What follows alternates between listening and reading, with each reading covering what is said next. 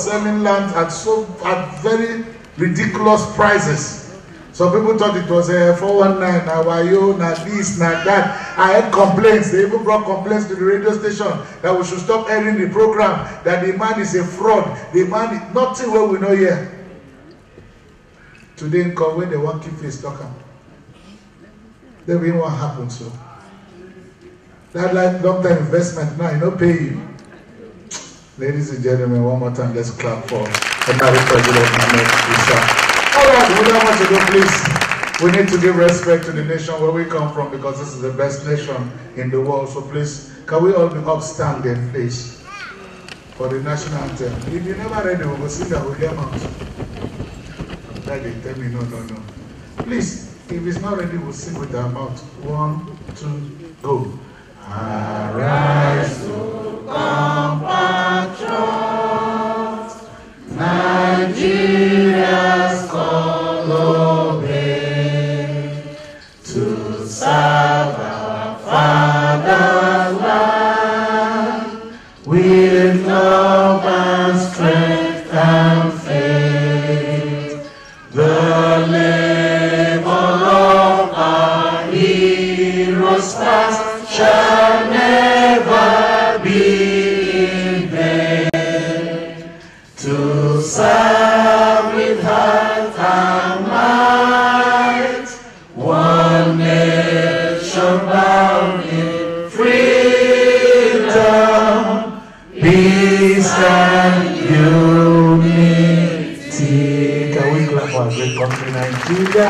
Please, as you take your seats, this is one thing I know the ordinary president likes to do on this program. That's why you see every day before he starts his program, he will always ask every Nigerian to say the national pledge. Because it is very, very paramount and important, because the pledge gives you a level of commitment that you are committed to the Nigerian project. That's why you always see the national pledge is what he starts his program with. A pledge is you coming to say, I submit, I stand by this. And that's why the national anthem cannot be overemphasized. 3 Nigerians decided to travel to America via Ghana because they were not too sure about the Nigerian passport. You know, our green passport sometimes gives you a problem. So they traveled through Ghana, Igbo, Hausa, and Yoruba. They escaped the Ghana immigration, no problem. But immediately they got to JFK. The American immigration man looked at them and suspected they were not from Ghana. He said, "You sure you're from Ghana?" They say, "Yes." He said, "You very sure?" They say, "Yes." It's okay. Please sing the Ghanaian national anthem.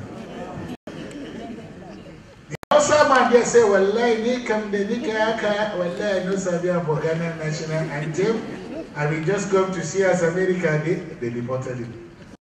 The Yoruba man say, "My daughter just gave birth to you. We came to do the naming ceremony. I don't know Ghana national anthem." They deported him. But Igbo man, after calculating how much he must have spent to go to Ghana to get passport, how much he must have spent to acquire visa and buy ticket, he wanted to deport him. The guy looked at the Igbo man, put one hand on his chest, stood at attention, and started singing.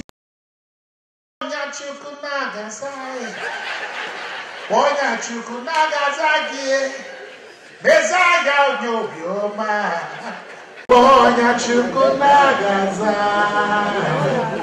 And the American man will not know the Nigerian national song simply says, "Call on God when you are in trouble, he will answer you." And God, being true to his name, answered the Igbo man, because he made the Igbo man not to know Nigerian national anthem. He said, "You are correct, enter."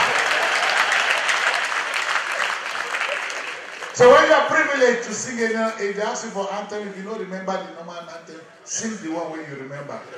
If you say you're from Zambia, just look for one song where get Zam inside.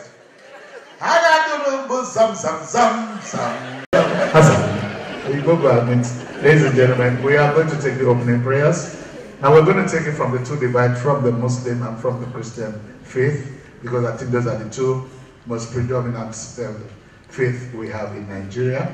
Yes, I know there are some Juju, Ogu, Savas, Shango, another Amadio have.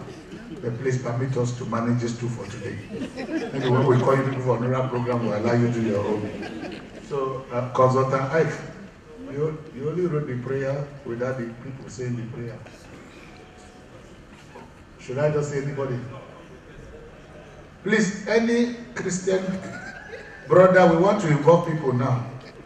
If you are led by the Spirit to say a word of prayer, brethren, now is the time. Please, a pastor will come.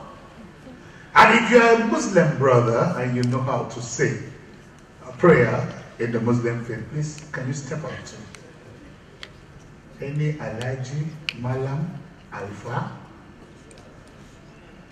Ustaz, Shite,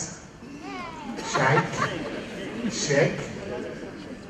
Okay, he even addressed the star itself. Thank you. So please, sir, can you just step up here? Father, in the name of Jesus, Lord, we commit this gathering into your care. One thing we are sure is that calling on your presence can make the difference. Having come here, Father, we ask that do that which no man can do.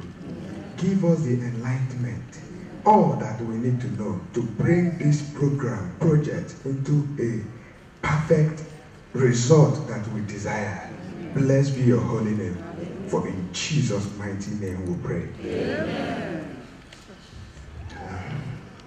Salam al-Karim.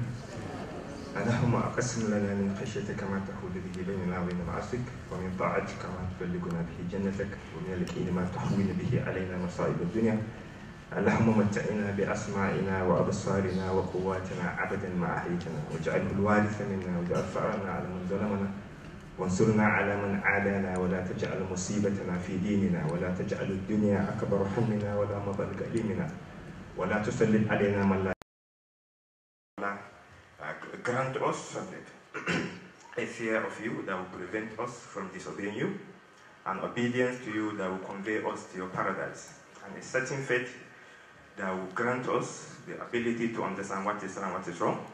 Grant the neighborhood the wisdom and the leadership of this smart city, the ability to give us what is best in us and what is to come for our children. فسبحانك اللهم وبحمدك أشهد أن لا إله إلا أنت أستغفرك وأتوب إليك. Amen. Amen. All right, ladies and gentlemen, we'll just move straight. Okay, please, I've been asked to invite one of our guests to please join us. She's the mother to the ordinary president. She's a senior citizen to our Berekete family. If you are the mother of, you are our mother, simple. Mother to Ahmedisa is my mother. By force, by fire, I claim. Chief Mrs. Felicia Sane, please. Can you please join us here on the house? Mama the mama. Our mother. Will you call me if you know you love your mother? Until she takes her seat back. Mother the mother.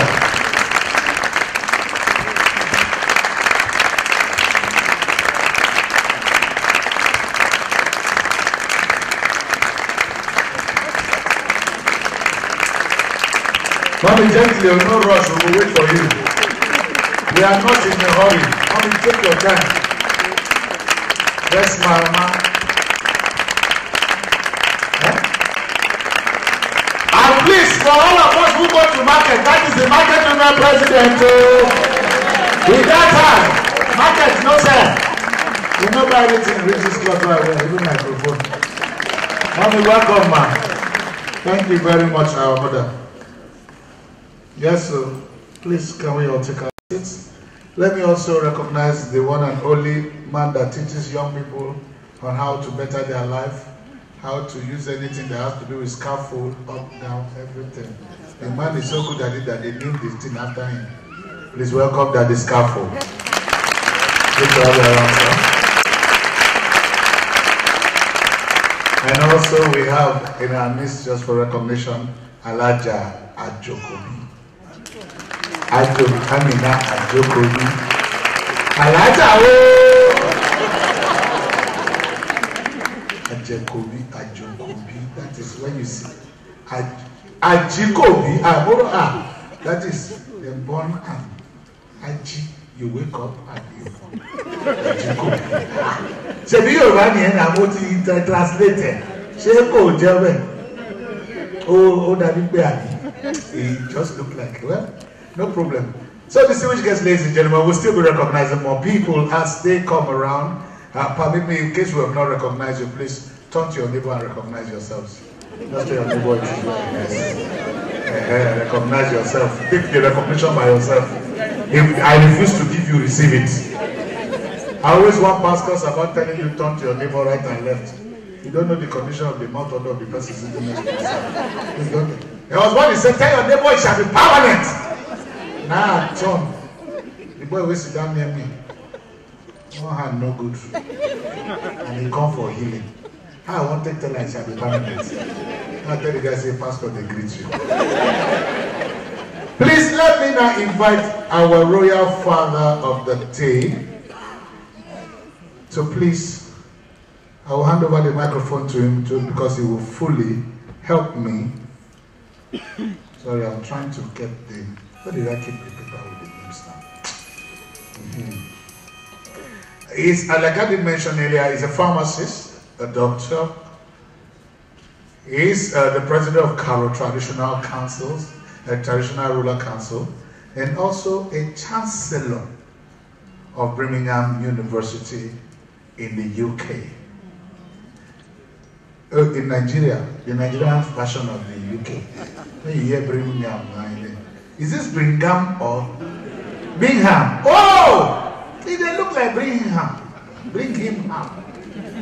You know England, they get bring him up. So Birmingham University here in Nigeria, please let me take the microphone. So you don't need to come and bring the microphone to me. Okay, because of the live coverage, sir, you might need to come over here. Let me invite His Royal Highness Pharmacist Dr. Luka Tanya Akbawa as he will declare this event open.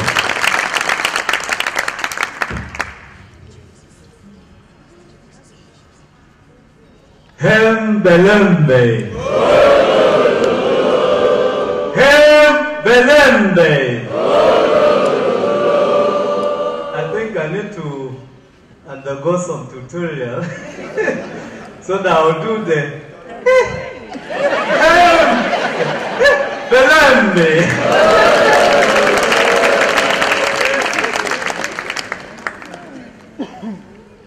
The ordinary president, Barakate family, His Royal Highness Alhaji Jibrin Waziri Sarkin Gurku,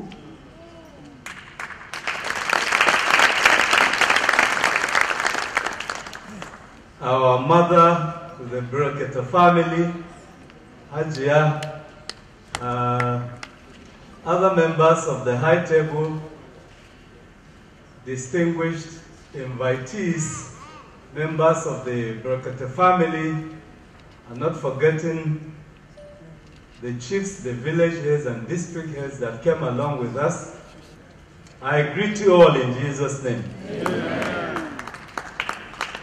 I want to first of all thank God for making it possible for me and our entourage to be part of this very, very important occasion today. The groundbreaking ceremony of the Barakate Family Smart City Project.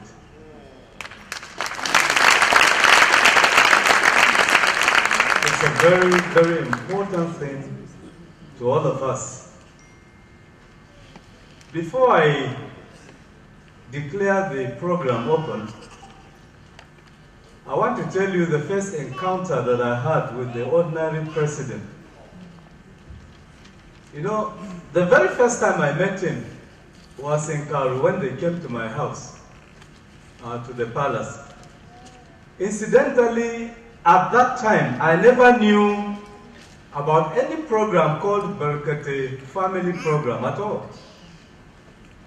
So when he came in, along with the consultant Ike, then he introduced himself. He said, "I'm Ordinary Ahmed Isa." I nearly choked. Like, I said, how can somebody tell me that he is ordinary? I had never heard that name. It's like saying, "I'm Ordinary Luka Panya Baba." But then, so I asked him, how did the name Ordinary come about? And he said, "Have I been listening to a program called Radio Balkate?" I said, "No." He said, "Okay." He gave me the frequency. In fact, as soon as they left, I tuned in and I got the program online. And since then, I have been a very ardent listener of the family program. And not only that, I believe that I'm also a member of the Berkate family. I need to perfect my Hembelembe more. I think all of us do not need to be told the import of what Ordinary Ahmed Isa is doing to the people of this country and the world over. If there's any, or there are anything, the three things truly that are basic to human life is good health, food, and shelter.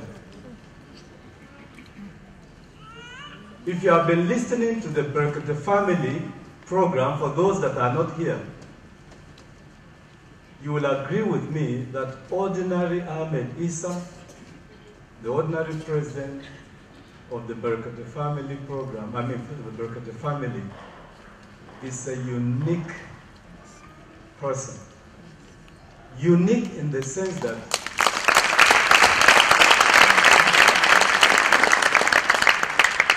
he has taken the responsibility that most of us should be doing upon his shoulders and that of the family members of that. He's doing what many of us ought to be doing as leaders in our various areas of responsibilities. He's taking that responsibility and is doing that without any gratification for it at all. He must be a unique person. Many times when I listen to the program and I hear or see the things that he does, I ask myself where he derives the inspiration from, where he derives the strength from, given the character that dominates an average Nigerian on the street. It must be taking so much of him to be able to do this in spite of the kind of society that we have. All of us know what has become of our society today.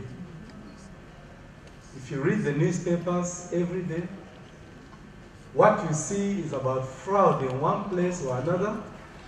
What you see is about killings in one place or another.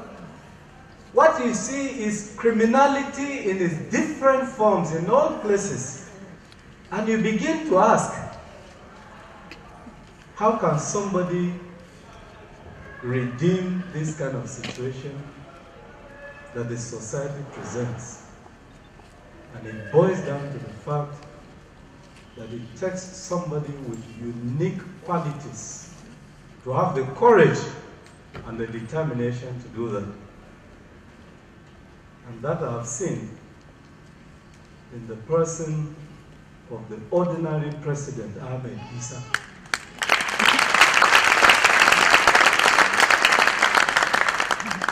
What he's doing is fulfilling the injunction of the Almighty God for us to be our brother's keepers.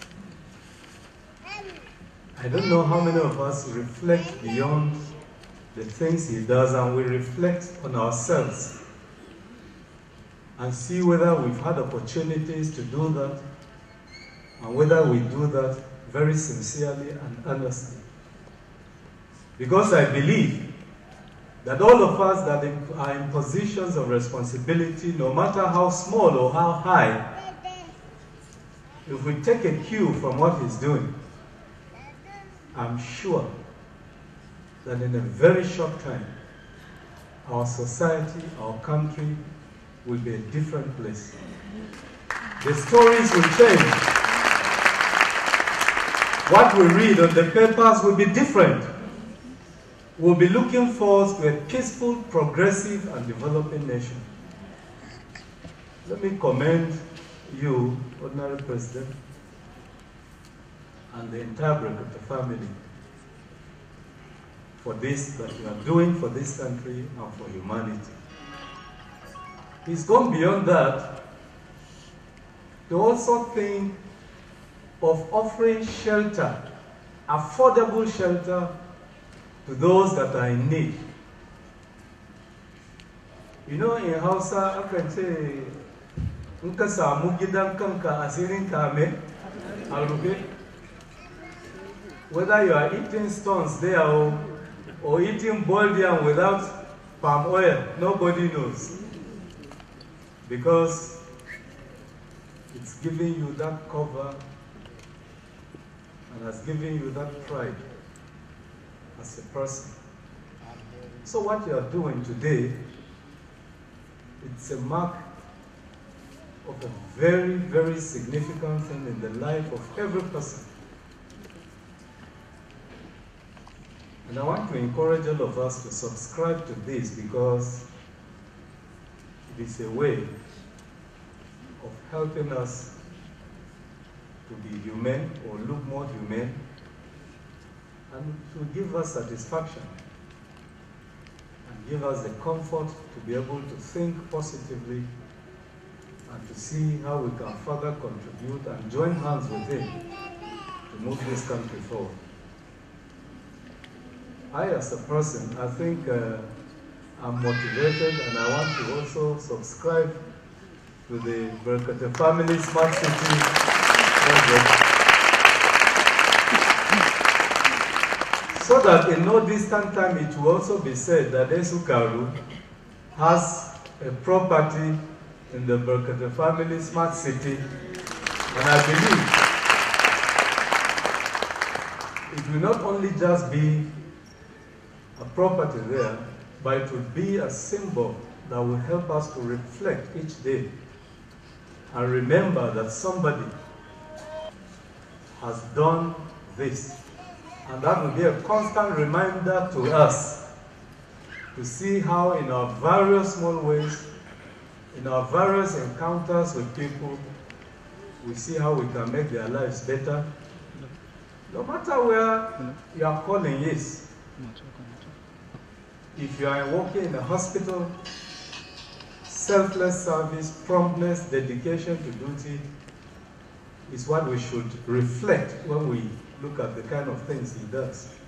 Many times we've had instances where people say, "Oh, my loved one died because of negligence, because of late attendance to the issues." In the courts, we have problems. We know what have become of our judiciary today, though not all of them, but we know the integrity of the judiciary is under test. In fact, almost every aspect of our endeavors. But I believe that we as individuals can make a difference. And the collective actions that we take, positive actions, will make this country better. It is my hope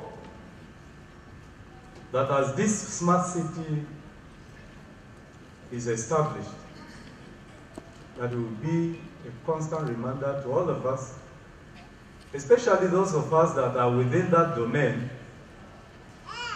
And of course, the second Buku is just opposite your door.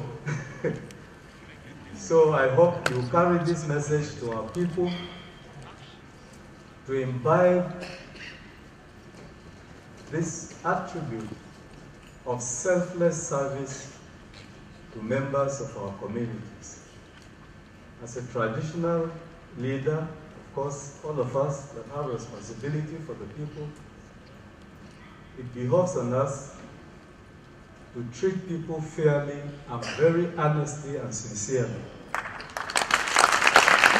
That is the least that we can do as fathers. Otherwise, I don't know what kind of legacy we will be leaving. And I believe that this project brings home a lot of things for us to learn.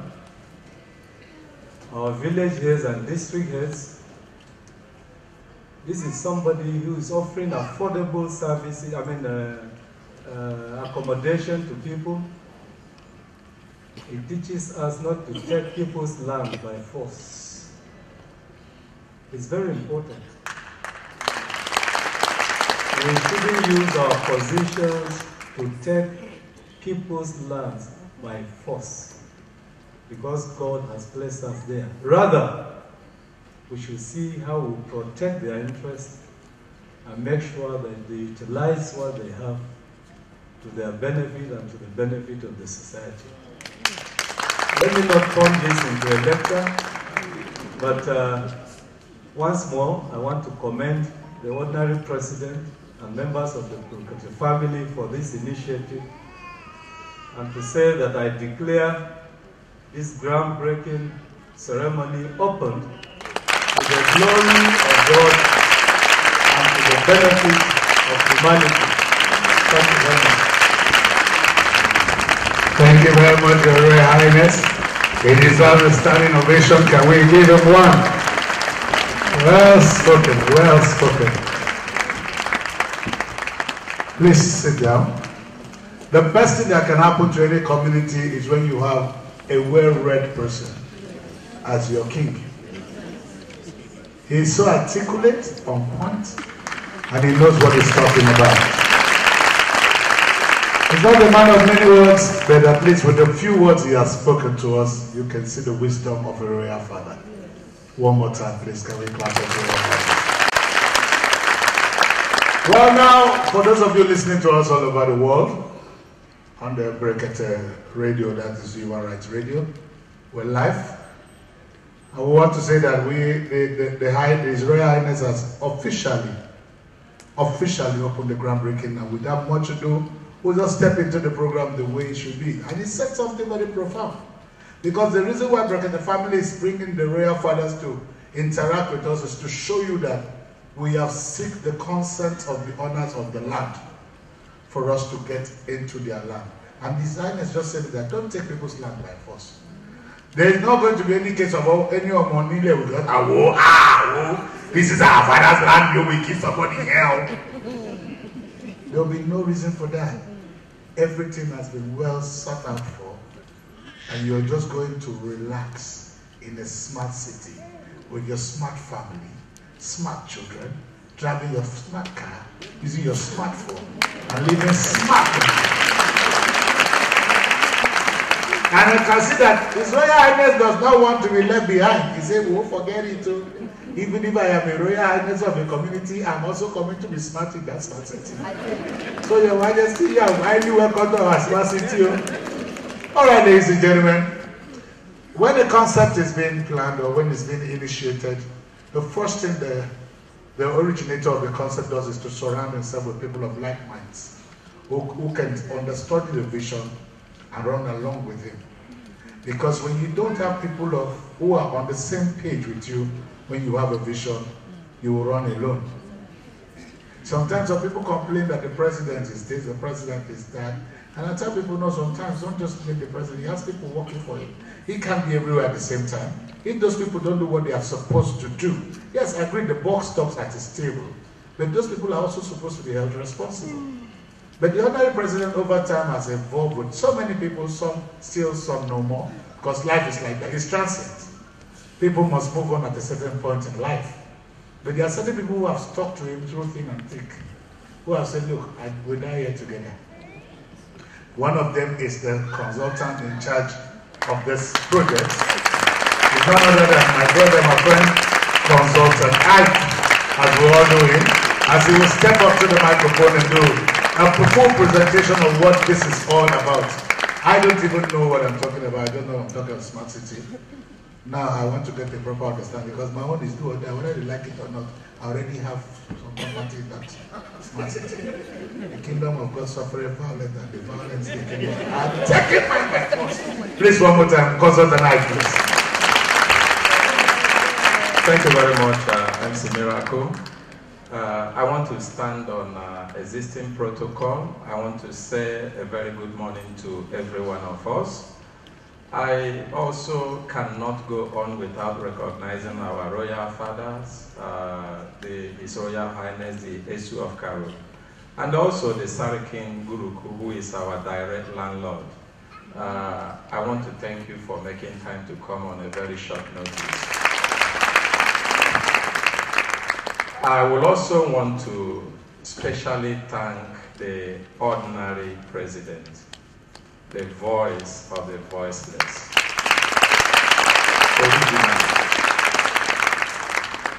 for reposing on me this great trust. Trust is a burden to those who understand it. We unfortunately live in a society that what we are seeing today is slightly different from what it used to be. When people are given responsibilities, you will see them go to church and begin to give thanksgiving. You will see them throw parties. There's actually nothing wrong in that, but there's a little more important thing than burden. And by the grace of God, today we're able to build. What we started with was not to do business. It started first of all with us thinking it is not sufficient to help people to know their rights. If you are hungry, if you have insecurity, if you are not settled in life, even your right, you will willingly give it up. You won't know how to fight for your right. The beginning of helping to build a society of equity and justice and fairness is to empower people. And we began to look at how do we empower people in a sustainable manner. And one of the things that came across to us is empowering families, empowering people at family levels. And we say one of the ways we can empower people at family levels is to help them to become home owners. Now, in home ownership, we notice that there are a lot of challenges in Nigerian and that subsector within our system. The first challenge is that we do not have a system that measure or benchmark what are the things that are delivered to customers. And some developers are taking undue advantage of the subscribers. And we were saying, how do we deal with it? There is nobody who can understand that better than Brekete family and the ordinary president, because the amount of complaints that come to the ordinary president on for housing development, where people are cheated, where things promises are not delivered as they were made. If we put them on this table, I'm sure this table will break. And we say, how do we build a system that will be able to solve some of these problems? So we started with one. Let us build on what we call sites and services. Many people hear sites and services. Sometimes they don't even seem to understand what it means. Many people call it sights and sound because they see sights and sound in CNN. That's not what we are doing. What we're doing is sites and services. And that's where the world is moving to. Sites and services is a World Bank system designed to provide housing in urban areas and to deal with issues of squatting and slums in the urban areas. What does it mean? The meaning of sites and services is that we provide sites. Site is the land, S-I-T-E-S. We provide services. Then we restrain ourselves from having, from having our eyes on other profits. In Nigeria, the most popular thing that people do is that they build houses for people and sell to them. There is no human being who build house to sell to you that will not make profit from you. But we said, no, we are not interested in that profit. We want to give you the opportunity to be able to build the house by yourself. If you do not know how to build, one of the things that we do for you is that it gives you opportunity to select, have the opportunity, the right to select who builds for you. So there will be competition.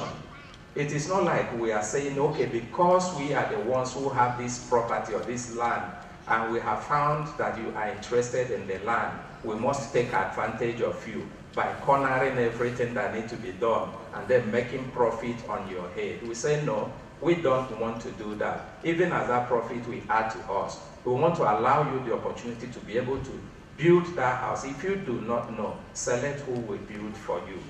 And the only difference is that you are not going to build anyhow.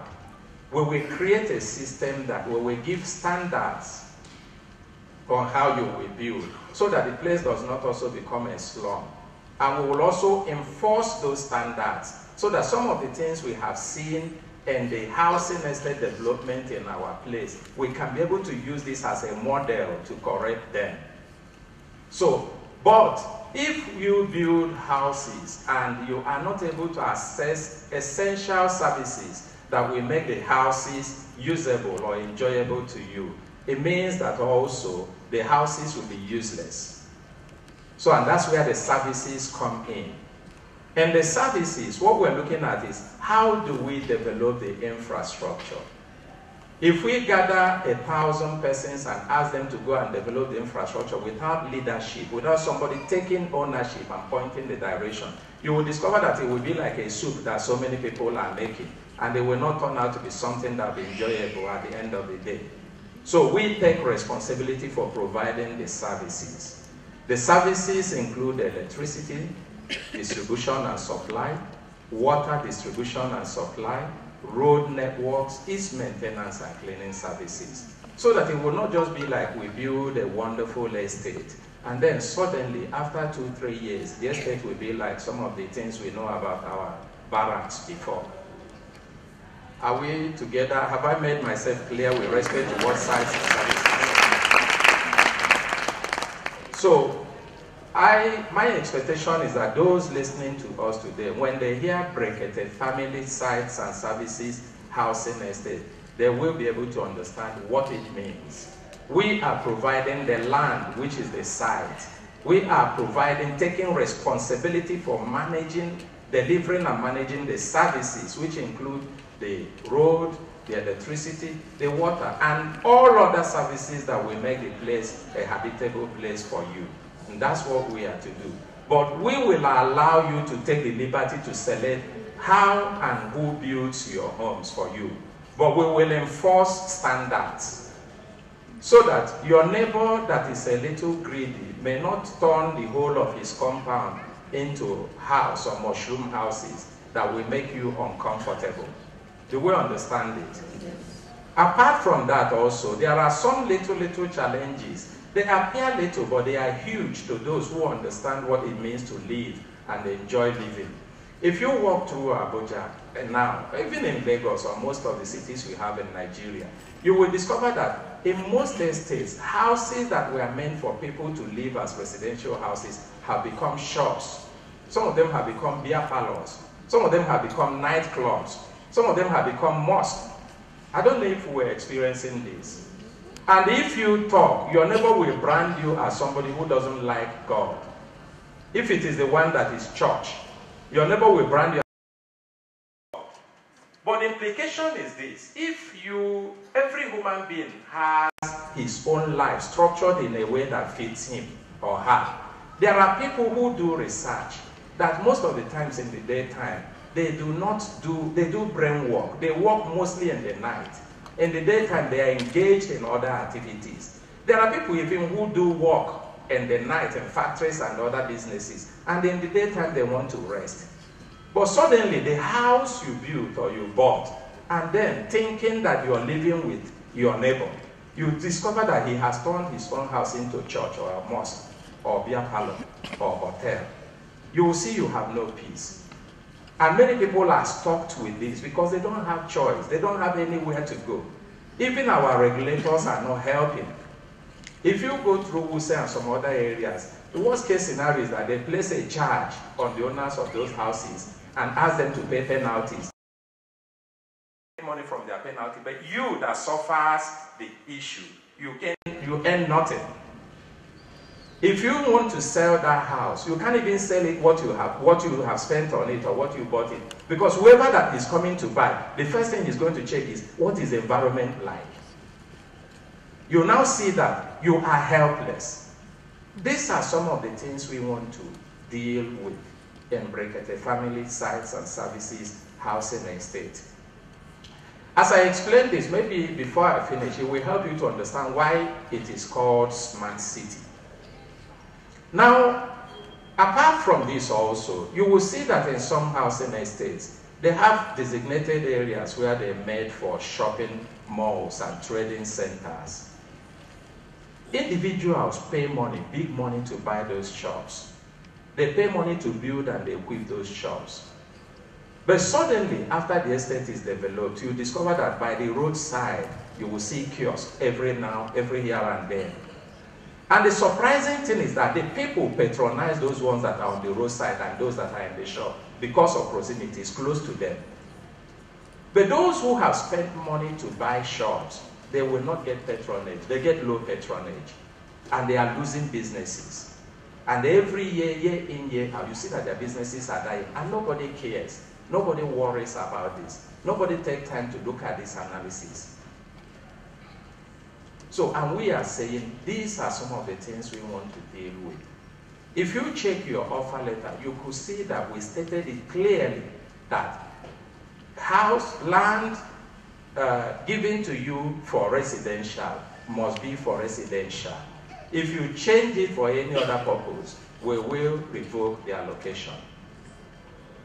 We could be called all manner of names, but we have already started by setting the legal standard to empower us to make sure we deal with it. Some people who do not like decent environment will not like us. But by the time we do what we want to do, wherever you are in Nigeria or outside Nigeria, you are asking for, where is a quiet, a serene and decent environment I can live in? Somebody will tell you, go to Brekete Family Smart City.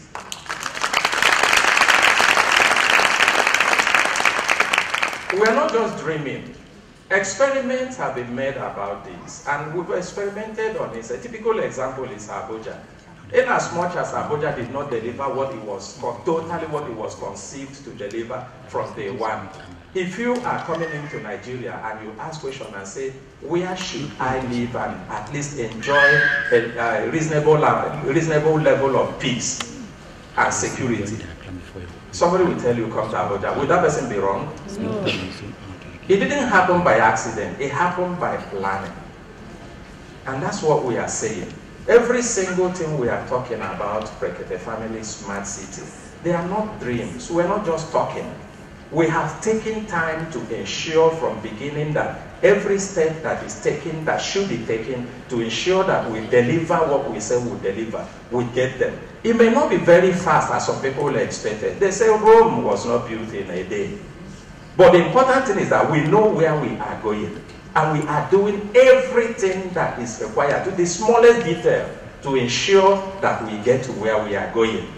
So that is the reason why, if you look at your offer letter, it said it clearly. This is for 2-bedroom bungalow space. This is for 4-bedroom bungalow space. So if you change it, if you are not planning to build a residential house, forget it. And for us, the whole idea is that we know that many of you who may have bought into this are not buying because you don't have a roof over your head, or you don't have a place where you are now. You are buying because there is something you have seen in us, and we don't want to disappoint you. Assuming you don't even live in Abuja, you are not from this area, you don't want to retire here, you will have a property that will continue to return maximum value to you. That's the whole idea. If we build an environment that we are allowed to be bastardized, even when you don't live there, you want to put it up for rent, you won't get people to rent it. If you put it up for sale, you will not get people to buy it.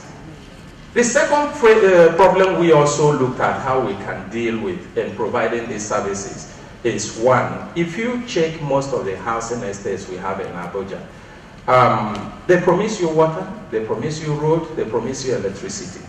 Most of the places, they end up doing only road. It is the residents that work together to put electricity. Virtually everybody has borehole in his house. I don't know if what I'm saying is not a picture of what we're seeing in Abuja today. And the places where they provide road, you discover that under 2-3, maximum 3 years, the roads are washed out. And once those roads are washed out, there is nothing you can do. The man who developed the estate or the woman has taken his money and gone away. We don't have a strong legal system that can bring justice to you. Many people have been carrying cry to ordinary president on this. And when we were building this concept, we said, how can we be treating matters like this and we are not able to do something that can show example that something decent and good can be done?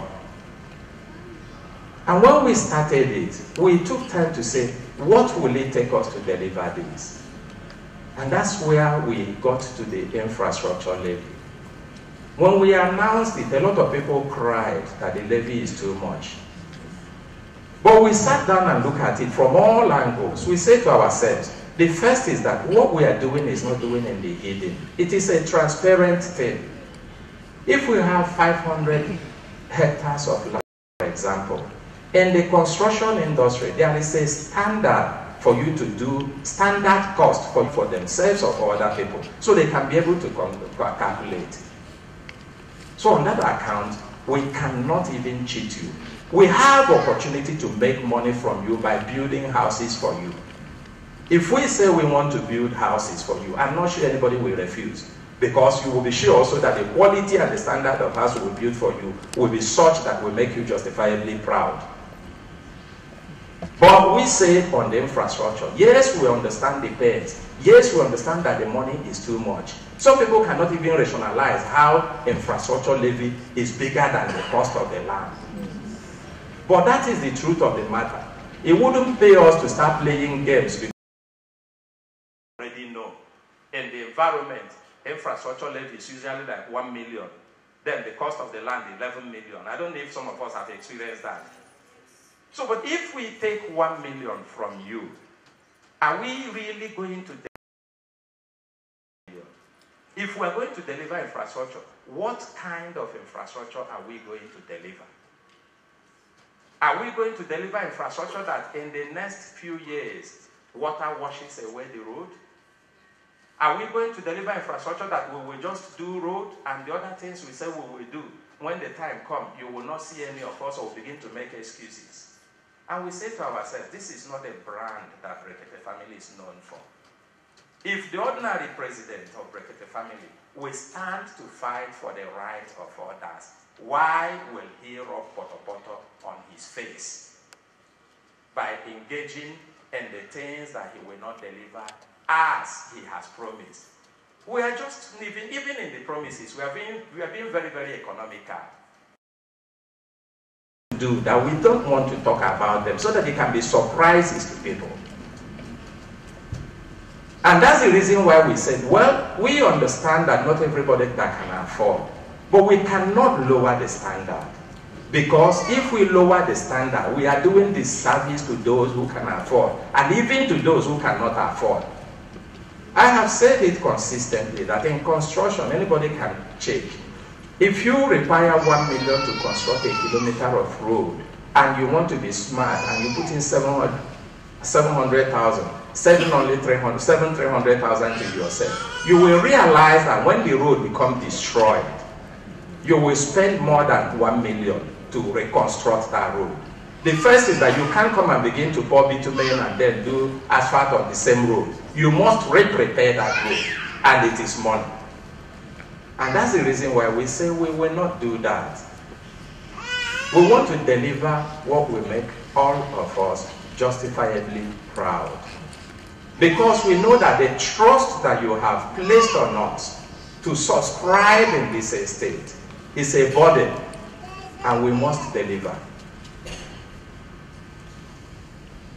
If you recall, it's gone past 2 years and a half we started this project.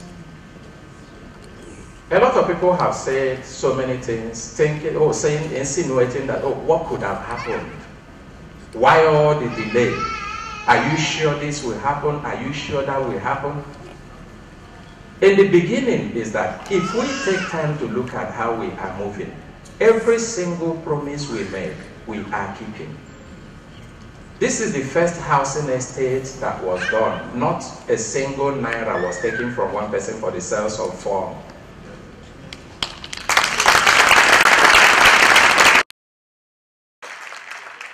I don't know if there is anybody that paid even 1,000 naira to buy from here. I don't know who has ever subscribed to a housing estate within this country that did not pay for form here. If there's anybody who will ever subscribe to housing estate in Nigeria that did not pay for form, let him say. If we are selling form, do you know how much we will make out of it?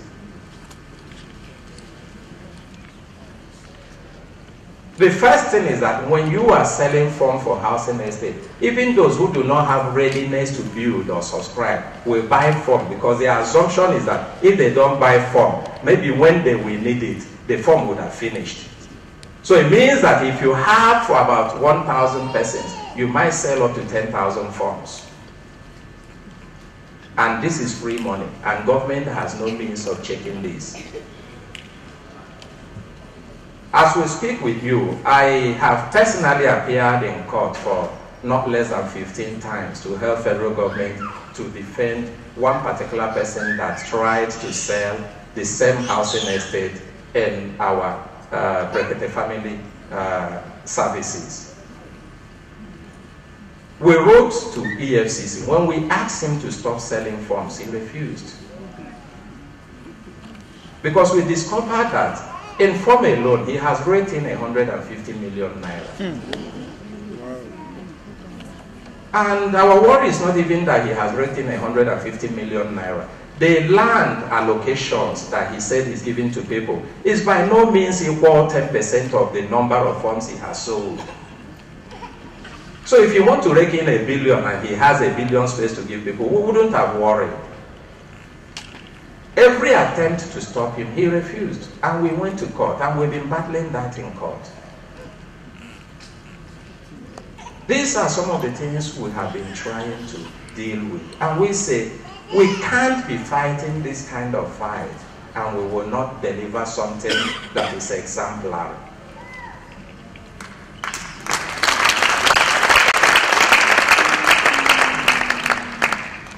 Now, the question about the delays we have had.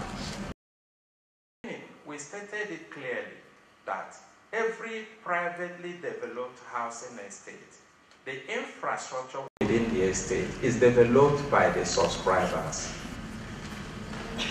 Payment for the infrastructure is made by the subscribers. I want to extend that a little also. It's not just privately developed housing estate. I don't know how many of us here have bought into FHA. You pay some infrastructure levy. FHA is owned by the Federal Housing Authority, isn't it? So from day one, we stated it. What we did not state was how much it will be, because we were not sure as at that time. And we have said our target is not just to collect money for money to enter into our hand. So if we go ahead and state what we have not calculated and we are sure of, it means that the chances that we will collect that money and not deliver will be high. And for that reason, we said we are not sure now, but there will be infrastructure levy. And it will also be such that those that are into construction can look at it and justify it. So when we started, we finished selling, and it was time to commence the infrastructure development. Was exactly the time it was announced that Nigeria has gone into economic recession. I don't know if we remember. And we looked at it, up and down. We have a few people who have started even paying in some 50,000, some 100,000. Some were coming to us and say, what should we pay? We said to them, hang on. Except those who went on their own and started dropping that because some of them said, we are civil servants. We don't want this to catch us by sudden. Let us start to make small contribution. But those who called us up directly, we said to them, no, don't make any payments. And the reason why we do that is that if we calculated and say, if we take your money and we are not able to deliver, it means we have again failed. And it will become an opportunity for those whom we have been fighting for failure to deliver to now rejoice over us. So we said, hold on, let us find out what we can do. Now, in that process, we didn't go home to sleep. We now began to look for other opportunities, alternatives on what we can do. The alternatives we started looking for was to say, can we get banks to be part of this project? But there's something we discovered. In Nigeria, most of the banks are not thinking out of the box. What you see them do is what they call template administrative systems. How does it work? In a very big system, they just think about a business model and build a template for that model. So whatever that comes that doesn't fit into that template is not their business. And the template they have for Nigerian housing is the mortgage template. If it is not mortgage, as far as the Nigerian banking industry is concerned, it is not housing. Many of them, the question they ask is, why will you allow the subscribers to build? Why don't you take over the building? Then we'll structure a mortgage for you. And some of them even showed us opportunities where in the structuring of the mortgage, at least per house, without mentioning, we could make 500,000 naira. Then when you multiply it by the number of houses, you see what it is. When we struggled and struggled, it didn't work. But we also ran into serendipity, discovering of something that you were not expected, but that is good in the course of looking for something else. That was when we ran into the European Union. When they took time to examine, they visited even the site 3 times. They visited the country 2 times for this particular project. They also visited the site twice. They took time to analyze the processes, the things we have done, starting from the administration, starting from how the land was planned, how we have done allocation, how we have done the sales, how we have audited the systems. That some people will pay and record their money back, and they will not tell you they have not, and we issue them receipts. But we have audit systems that check out all of those things. Audit systems that check our staff and the things they do. How, in over 5,000 allocations, not one person has said, my allocation is jamming with another person's allocation.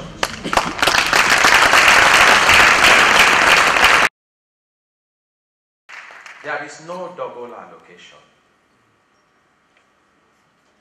There is not a person that will say, the coordinates that were provided in my title deed document, I took it to site with an independent surveyor. I could not find the land on ground.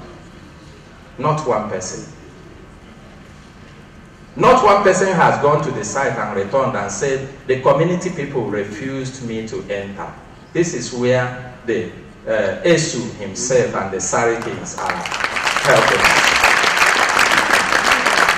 Instead, what you see in Guruku community, in Chakwa community, in the whole of Karu community, is an open arm to welcome us. This is the reason why you see all the chiefs here. The chiefs that are not even around the axis where the land is are already asking us to come to our own side. But we have said to ourselves, because also our interest is not about making money, we cannot engage in any other one until we commence this and push it to a level where it can be convincing to everybody that we are doing the right thing.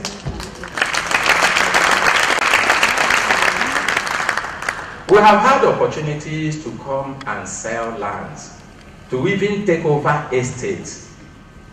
If you listen in Brekete Family Radio, there is no announcement about the estate as we talk.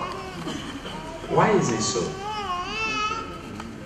If ordinary president announced that he will make a lot of money, many have been approaching us. Why are they approaching us? Because they saw the potentials. When this was sold, if you remember, some people come by 6 a.m. and they stay on queue till the end of the day and they are not able to buy. Am I lying? Other developers saw that and they started pursuing us with money. Pursuing Brekete Family with money, not just money. So we're even offering, come and be own part of the estate. But we are saying no. In as much as we need money as human beings, we will not be involved until we develop this to the extent we could say to ourselves, this is running and will run to successful completion.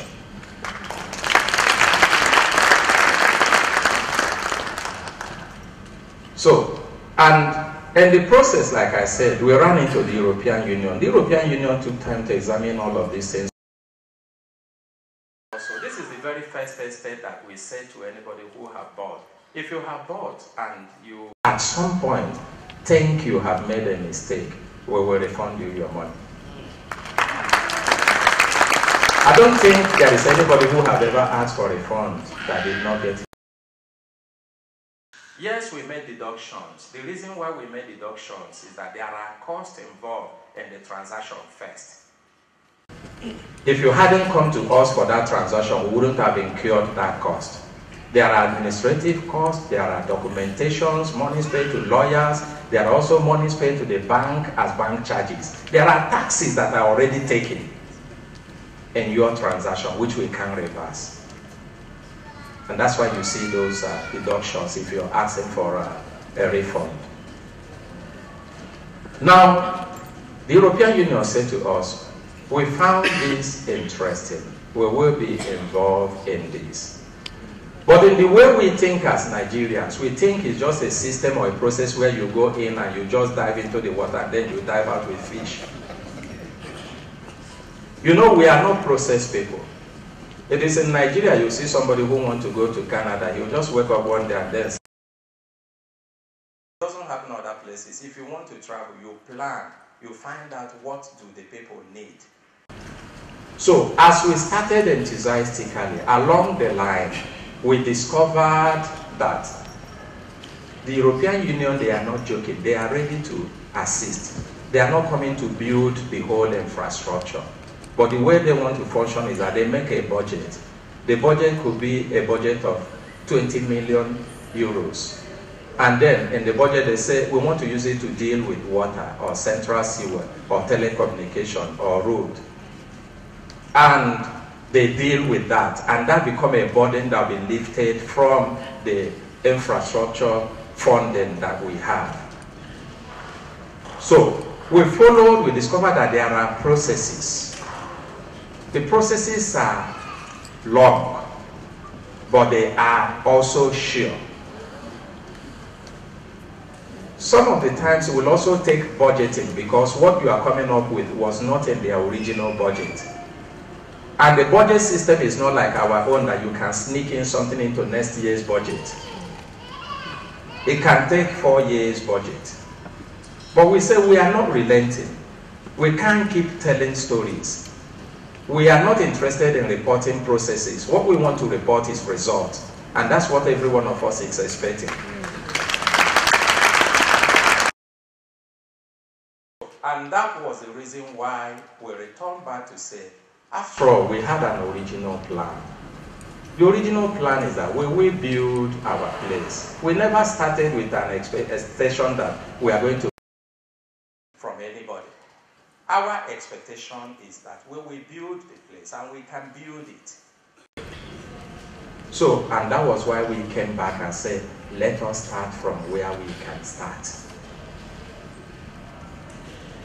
We have taken time to plan this estate.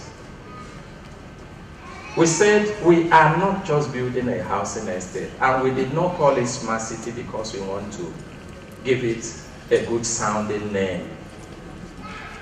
Everything that makes a smart city is what we have planned into this place. The beginning of smart city is smart electricity supply. If we want to build a housing estate that is not like other housing estates in Nigeria, that empties into the mega city during the day and people return back to the city just to sleep, we wouldn't have had much problems. But we started by saying this city must be a self-sustaining city economically. What does it mean? If we have planned to house 5,000 homes, businesses and things that those 5,000 homes can do within the environment must be created, allowances must be made for them, so that people are not compelled to go out because they have no choice. Anybody coming into Abuja will come into Abuja because he has a business that is going on in Abuja, not because he has no choice or he has nothing to do there. That's why if you take time to look at the site map displayed in our office, you can see things like productivity centers, hospitals, woodwork sectors, fabrication and welding sectors, industry, mini industry sectors. But in other housing estates, the maximum you will see is school. Some do not even have hospital, because they are assuming that, okay, if you have an issue, there is a hospital in Abuja you can run to. But this, we're not just having one, we have them multiple places. And the idea is that the people who live in those places can find businesses that they can do. Even if they are not the ones doing those businesses, other people can build those businesses, and then it will make their homes more viable, their houses more viable, and forever economically productive.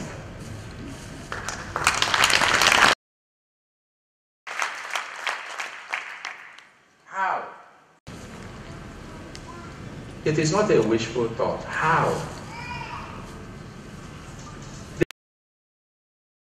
To put in the places are what we call low emission, easy to start industries. What do? They produce what we call fast moving consumer products that we find ready market within the environment. There are raw materials also within the environment. A typical example, if we have a noodle producing factory there and the quality of their noodle is good, can they feed 5,000 families, not 5,000 persons? Can they? It means they don't even need to go to Lagos to advertise their products and services. Within the environment, they could sell what they have. Every single thing that is required for modern living, we inculcated into the planning.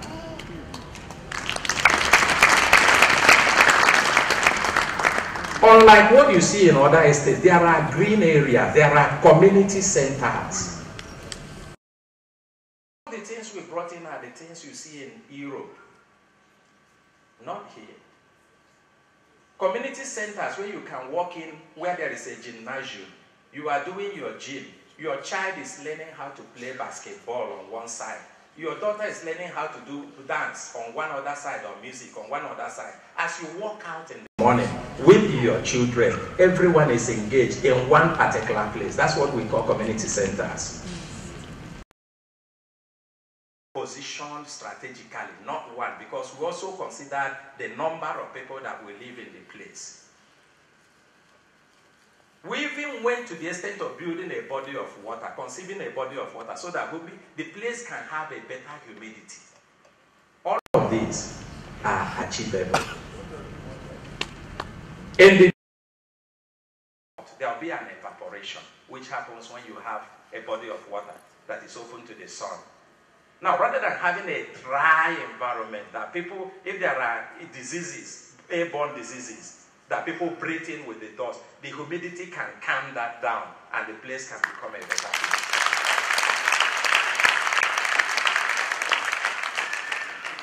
Part of the reasons why your infrastructure level is even as high as you are seeing it is that the places that people usually sell for people to get more, for them to get more money, where you must put houses, we corner them into roads and common areas. The major roads in the estate is about 20 meters wide. estate.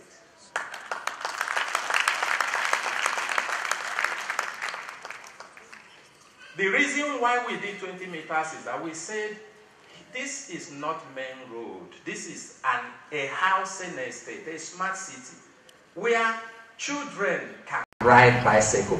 In Abuja, will you attempt to allow your child ride bicycle? Can you try it?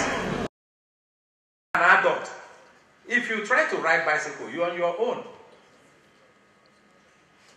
So we can, in the planning, in the road work, create a space where those who are walking can walk without looking back to check for oncoming vehicles. This is on the major roads. On the smaller street roads, the roads are smaller, but not as small as what we see in other estates. Then if you go to some other estates also, except maybe after we started and some people now started copying, you can see that what they allow, for example, for 2-bedroom bungalow is far less than. Why? Because the assumption is that when you hear 2-bedroom is for poor people. But 2-bedroom is not for poor people. I can proudly retire to 2-bedroom house. What does that do for me? I don't have to depend on so many people to help me clean and keep the environment. Our 2-bedroom is luxurious. When we say it's luxurious, you cannot step into the parlor without crossing an anteroom. But for a normal house in Abuja, that's stupid. It doesn't make sense. But we want to show that, no, if you go abroad, you see that those living in 2-bedroom doesn't mean they are poor. You can live in 2-bedroom and enjoy the luxury you want to enjoy in a mansion. The beginning of luxury is the creation of space. Even if you do not have money to do the fittings, as the space is there, you are growing, your economy is growing, your finances improving, you begin to put in those fittings one by one. You can start in a house.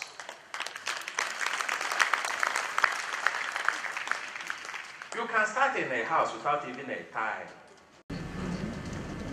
As you get money, you put tiles. One day you feel, oh, these tiles do not befit my status again. You want granite. You remove, you put granite. You start in a house. You can only have a bathtub. But someday you say, wait a minute. You mean I will die without even enjoying what jacuzzi looks like, where I can sit and have bubbles of water all over me and soak myself? If the space was not conceived and planned for from day one, it means you will either have to pack out and all you have invested in your life to build that house will become wasted. You go and start all over again and plant new trees that before the trees will grow, you may not. Maybe some of us may have lost their sight, that they won't even be able to appreciate the tree and the flowers, God forbid.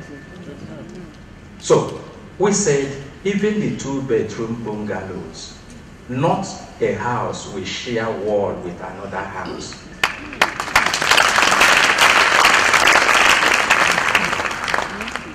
Every one of them detached. The 2-bedroom has 1-room boys' quarter, self-contained. The boys' quarter is not separated like what you see in the houses they build here, where you see mushroom small houses like a hut beside another house. They are integrated. That you don't know it has a boys' quarter, but when you enter, you know there is a boys' quarter.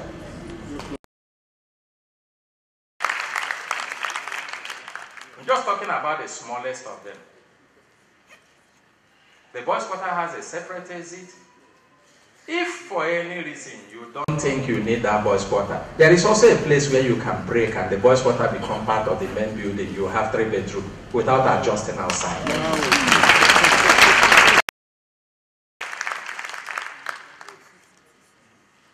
You see, sometimes when we have experienced poverty, we do not really understand how best we can enjoy our lives.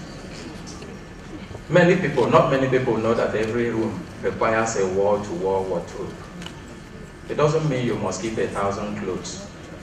Out of the wardrobe, you can build bookshelves and have your books handy. Out of the wardrobe, you can stock your boxes that your house become neat when anybody enters into it. Even the 2-bedroom, every room has wall-to-wall wardrobe. The 2-bedroom has a janitor because the room needs to be cleaned. And you cannot keep scattering mops and broom everywhere because they need to clean house. But here, they don't consider those things as necessary for 2-bedroom because the assumption is that 2-bedroom is for a poor person. The 2-bedroom has store. The same 2-bedroom has a massive area outside where if you have children, you have bought football for them, they won't play it in your parlor. If you have bought bicycle for them, they can have where they will ride it around your house. If you don't want them to go out and mix with your neighbors. You can also cross your leg outside. Find a good mop that doesn't even have, if you know that it's not transparent, put ordinary hot water to clear your throat and lemon. As you're drinking it, your neighbors will pass it and say, hey, this woman sabi enjoyment too. Time in the evening, they will just come out with a husband cross leg outside. They drink tea, they don't know ordinary water. We have done all of these things because we have taken time to think.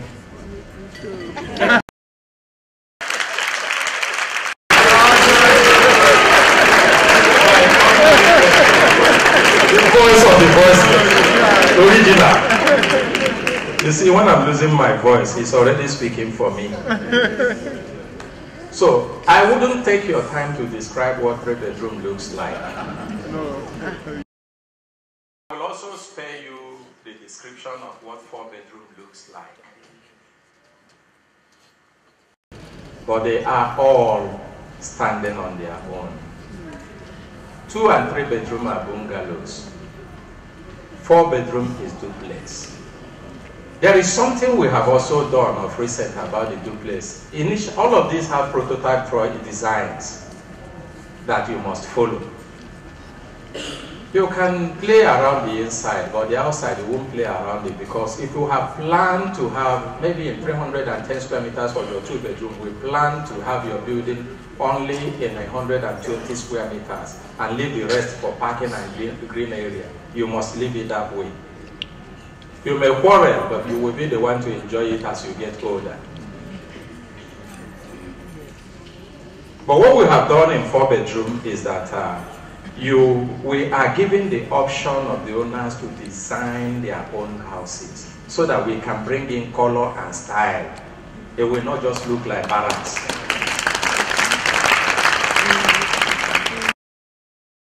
How does it work? We give you your 4-bedroom space. We tell you in this 4-bedroom space, we only need any house you're designing to cover only 230 square meters. Assuming it's 700 square meters, which is what it is. You do your designing, you pay inspection fee, which will not also be much. Our architects review it and agree that everything you have designed is to standard.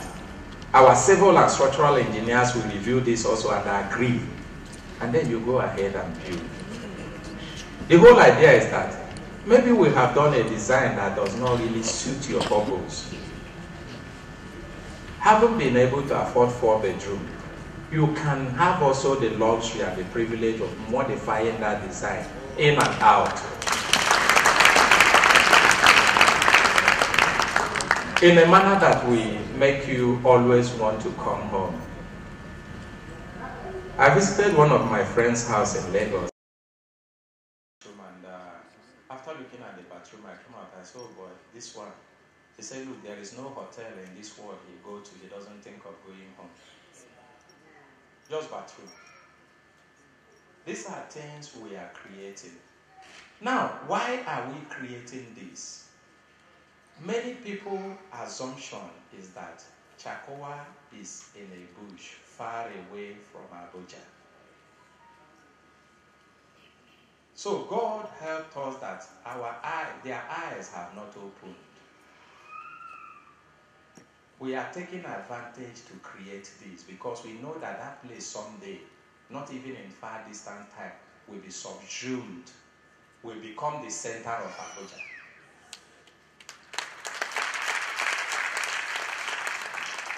If you run from beginning of Lagos to the end today, I don't think you will see bush, except the one that government has seriously struggled to preserve.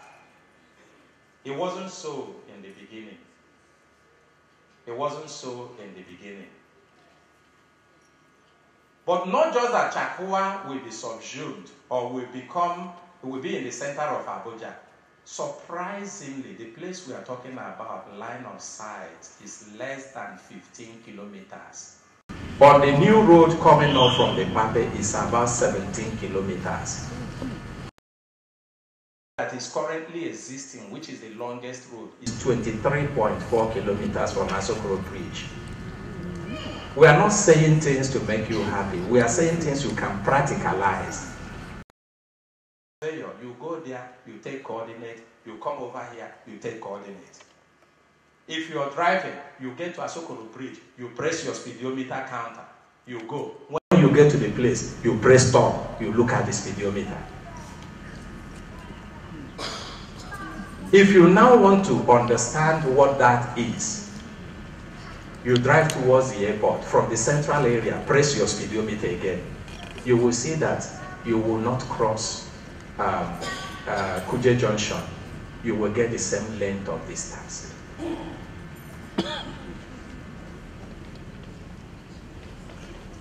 So, by the time we have these roads done, you will discover that the man in Airport Road in Kuje is living far away from town than you.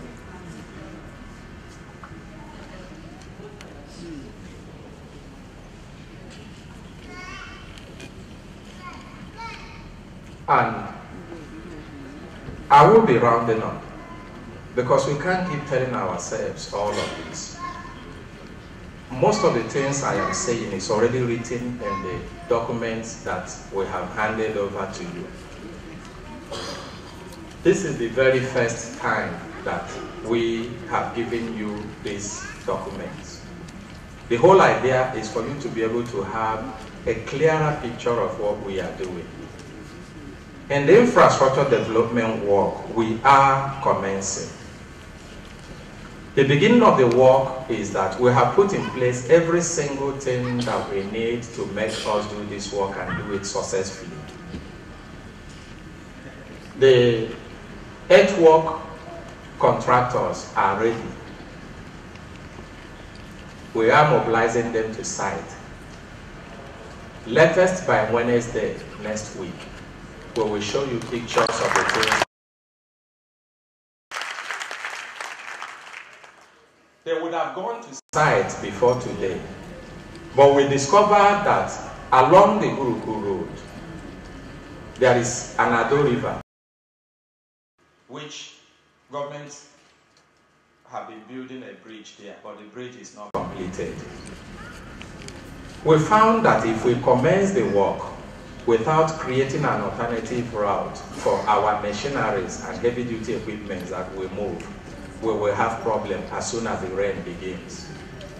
And we don't want to return to anybody with stories. So we decided to do a construction there, and we have completed it.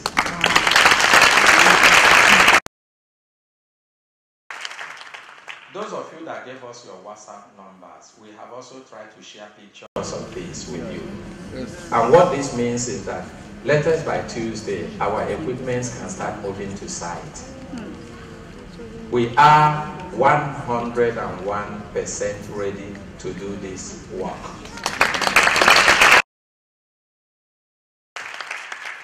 The only thing we are appealing to you is your patience and support.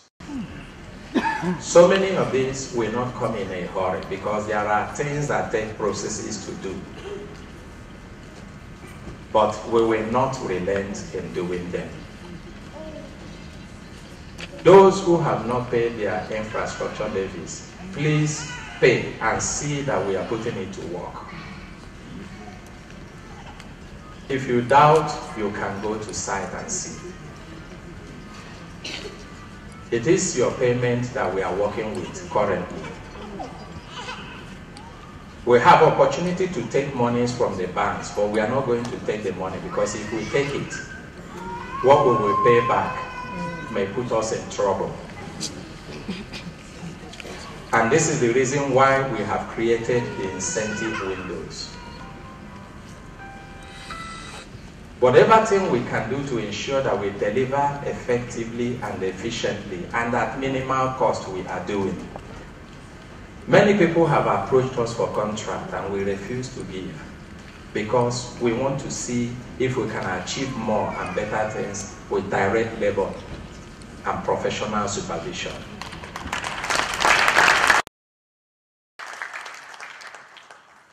What we are starting with is cutting and filling on the road. We don't expect that to go beyond 3 weeks, 21 days. We have about 65 kilometers of road within the estate. This is the largest single estate in the whole country.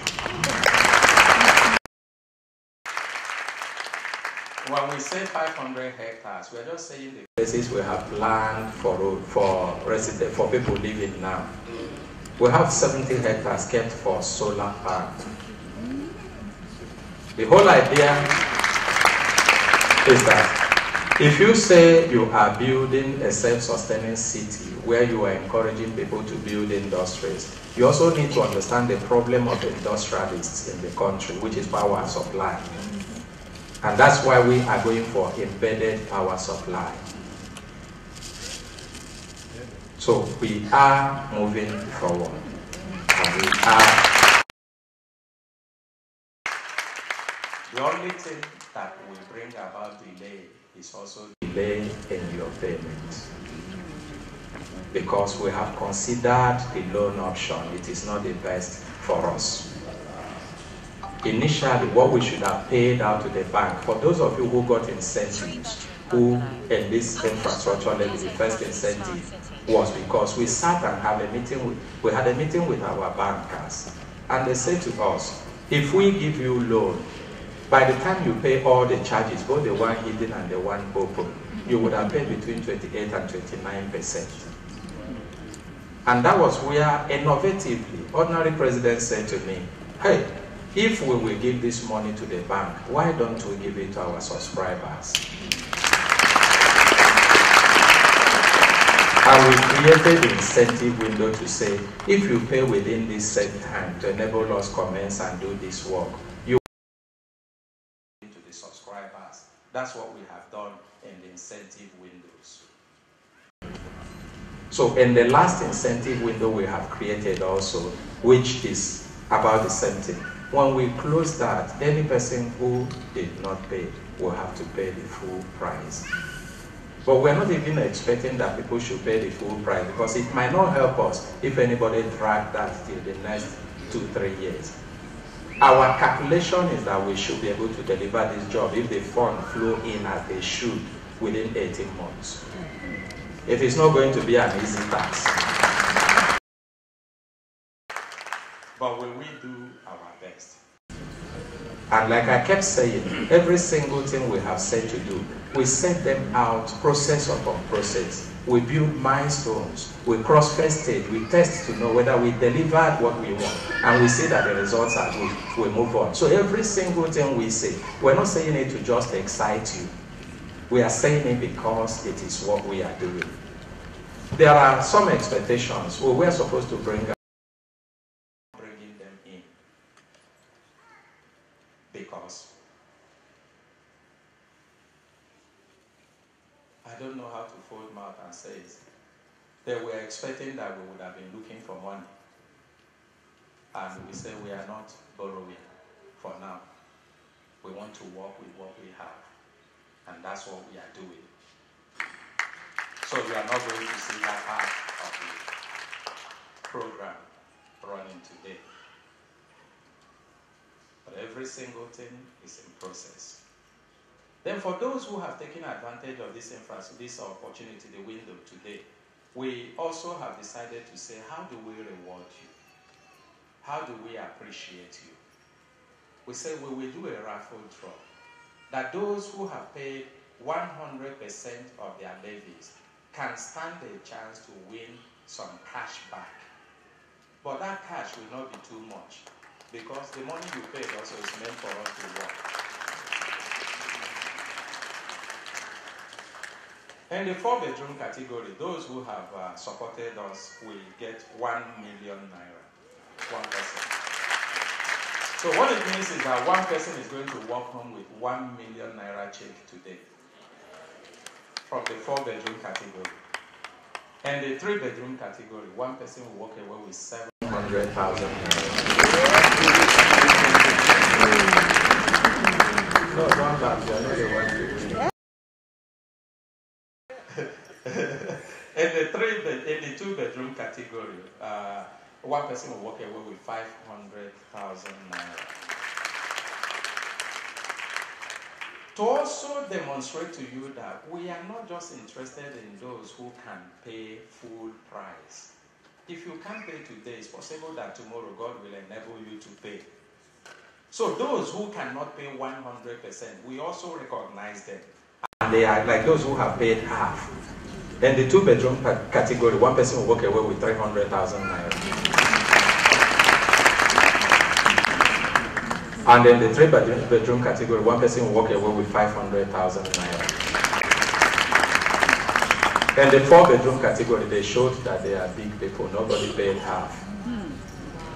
The people who paid, all of them paid full. Can we clap for them?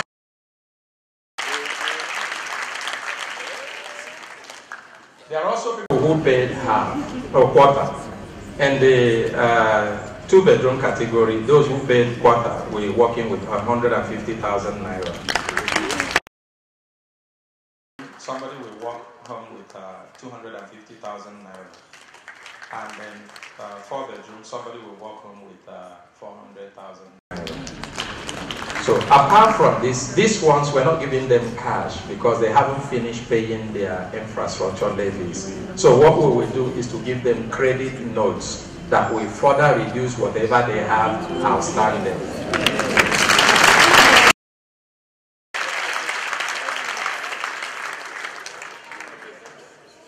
So, but apart from cash, there are also what we consider as eternal values.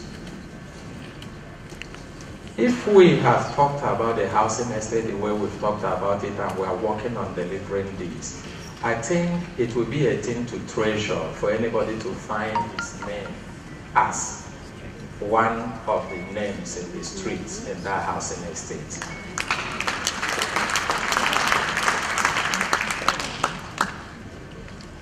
I am not sure I have seen my name or my father's name in any housing estate.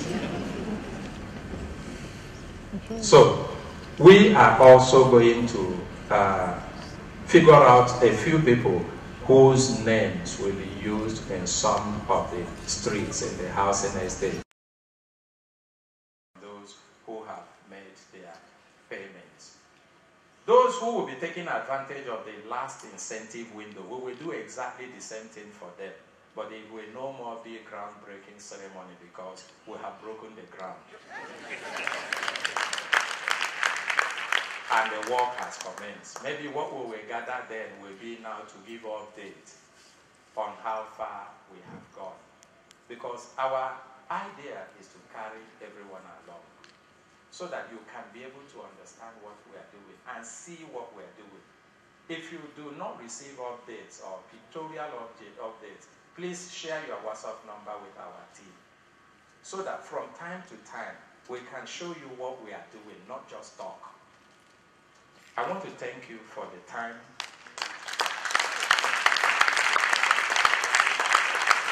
For listening. There are so many of us we may have offended. Okay. There are so many of us that we may have offended in the process of trying to do. Sometimes the pressure we get, the number of people calling us, the number of things calling our attention. As we are taking your calls, we are also trying to interface with the engineering team, with the design team, with various teams to ensure that we deliver. So please, I want to ask that you forgive us. Also give opportunity for you to ask questions. so that it will not just be a one-way communication. If there are things you are not satisfied with, feel free to say it. We are not interested in your praise alone. But before we do that, I want to invite His Royal Highness, the Esu of Karo, pharmacist Dr.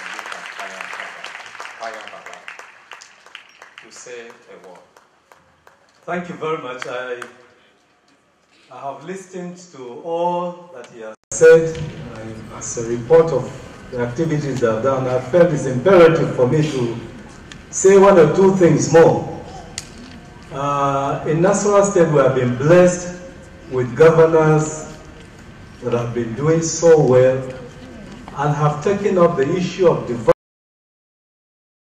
very, very seriously. Our governor, His Excellency Omar Tonko Al-Makura, is somebody who is very, very, very committed to development of infrastructure.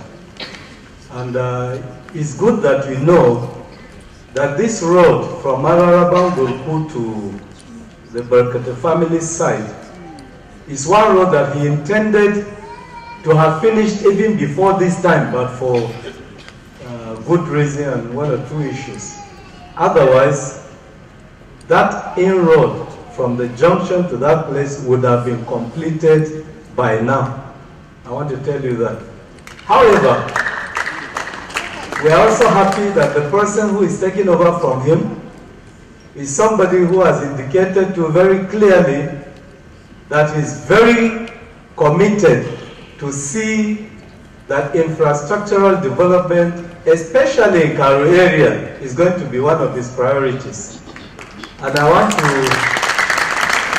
believe that at that time, that road will be taken up by the state government. And I'm sure before you even conclude with the Aina roads, if things go well, I'm sure our governor will be able to work on that road. And besides, from the grapevine, I've also had them think about some roads that will link that area to some other parts of Abuja, through Guruku and to other parts of the capital city. So that should be an encouragement for us, because it means that apart from this road that goes from Marabang Guruku, we may have alternative roads too that will move from the estate and create accessibility to Abuja, the capital. I thought it's good we know this, because it's something I have good authority. Thank you.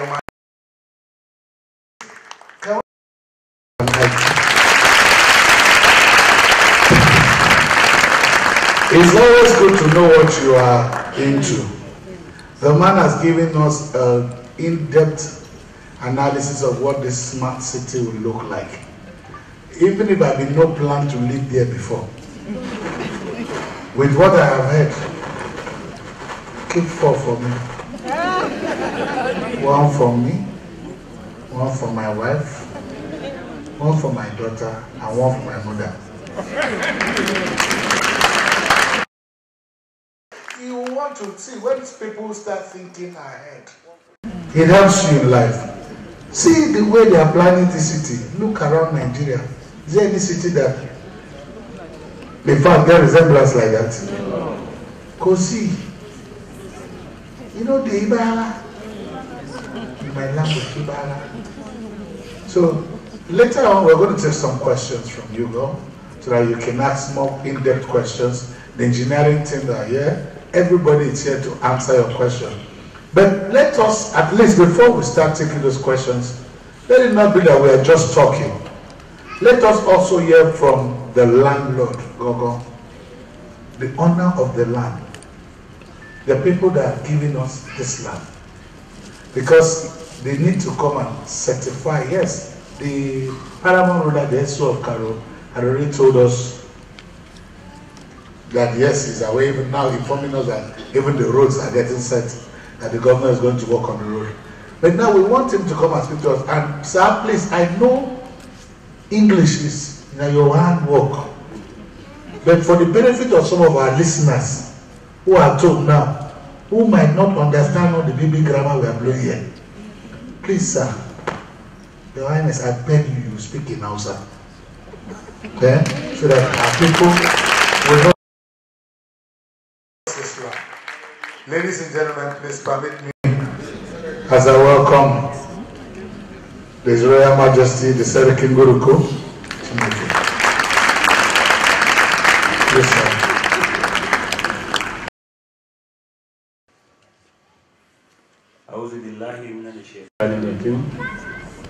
Bismillahirrahmanirrahim.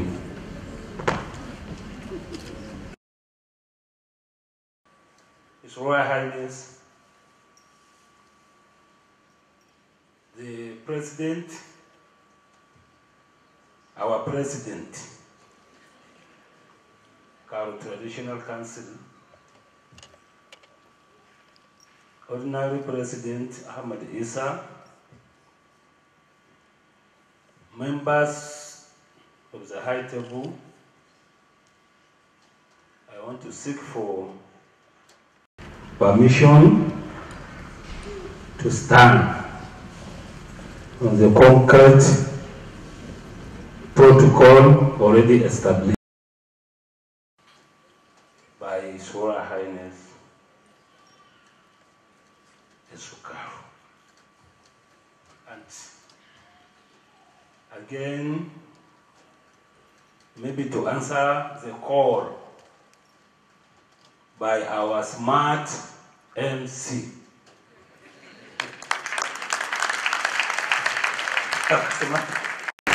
Maybe to change to our maybe local language for people like who don't know how to speak English, maybe to be along with us.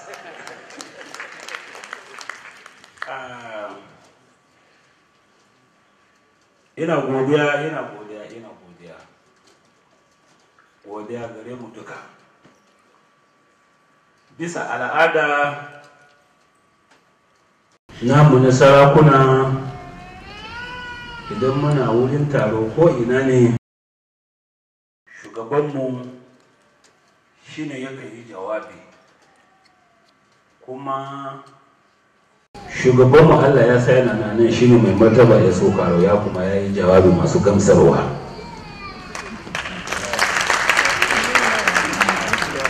Kada ku sha mamaki kaɗan ya rige mishi ya shiga lecture, in ma ya shiga lecture ba laifi ba ne.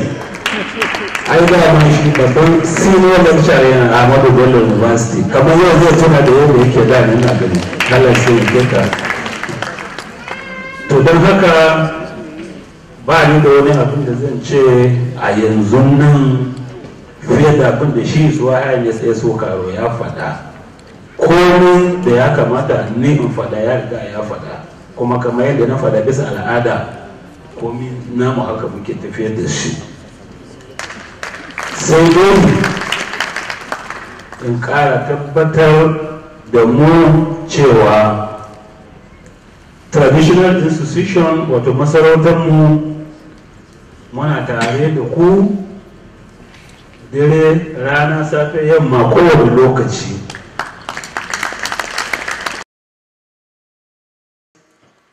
Barkata family da kuma dukkanmu da muke nan, ko rana ko dare ko safe, mu traditional institution muna tare da kuma tabbatar muku cewa in akwai wani damuwa game da waɗannan abubuwa to sai ku taso ku zo ku same mu domin mu duba mu ga yadda za mu magance su. To amma duka abubuwan nan da ake ba da labari a kansu haka suke.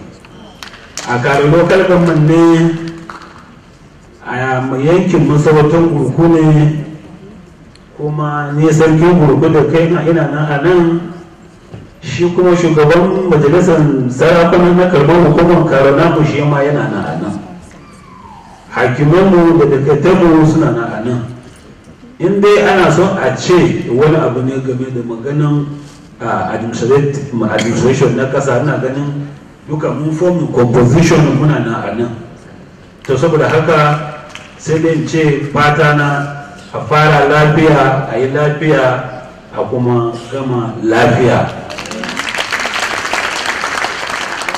zan yi addu'a da cewa yadda muka taru a nan lafiya Allah ya sa Ubangiji Allah ya kasance tare da mu kowa ya koma gidansa lafiya kuma Allah ya sa albarka cikin duk ayyukan da za mu yi. Assalamu alaikum.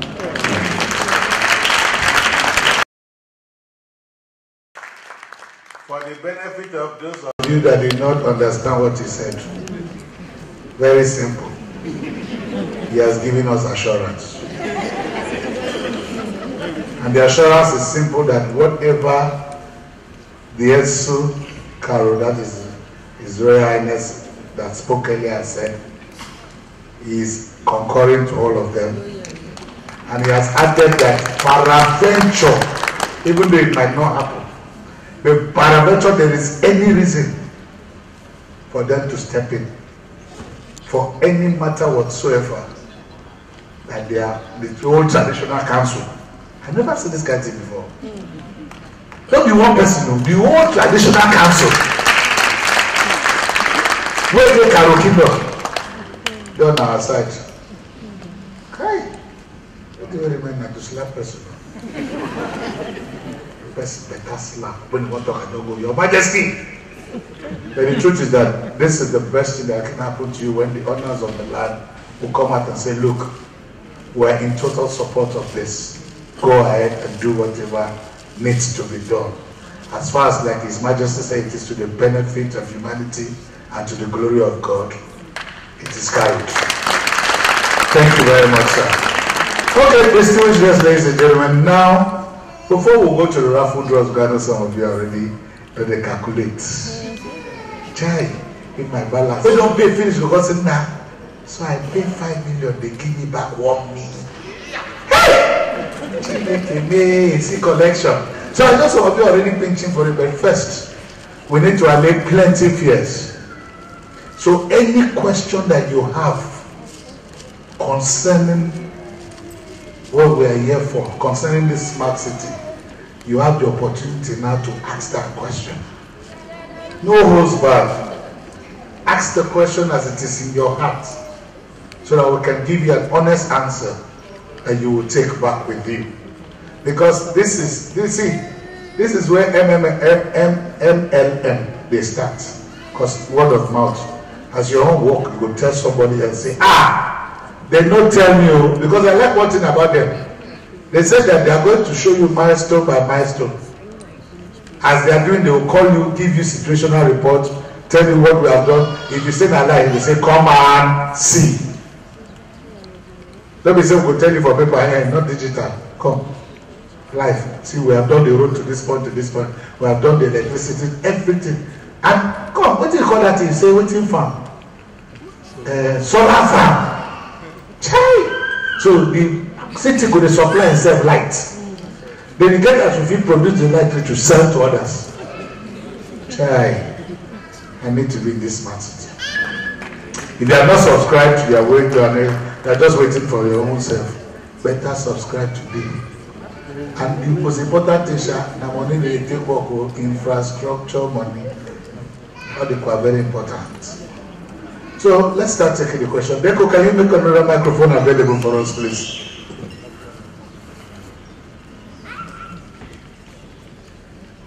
Where's the sound engineer? Okay, please, because coming sometime might take time. We'll pass the microphones. He's coming with a mic, so.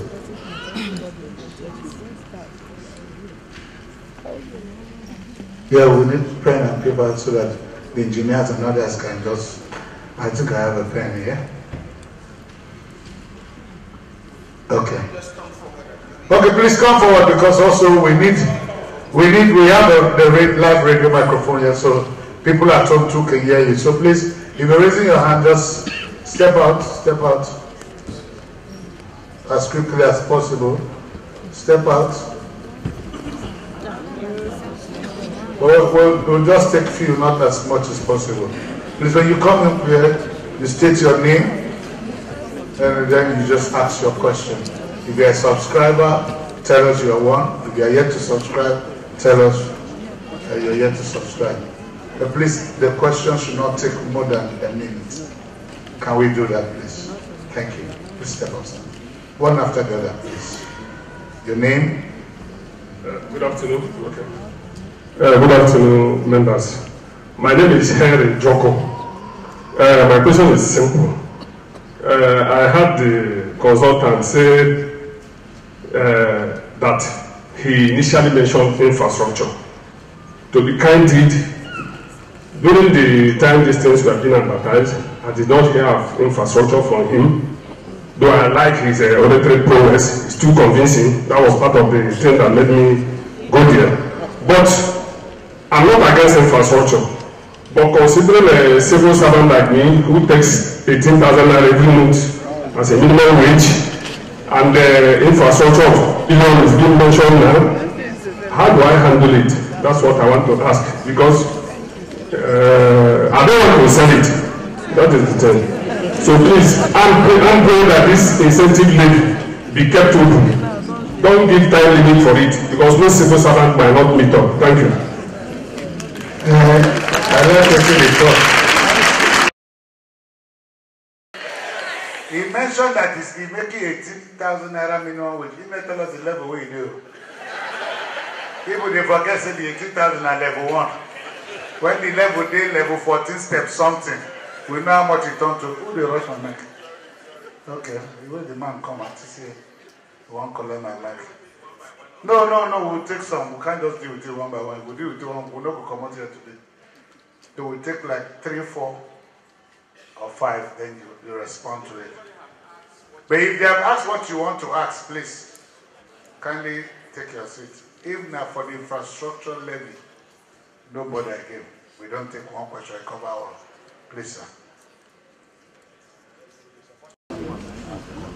Good afternoon, everyone. My name is Ede Zachary. I'm a subscriber. My question is this. I believe this, our smart city, is not going to be like other estates that are mortgaging people's the subscribers.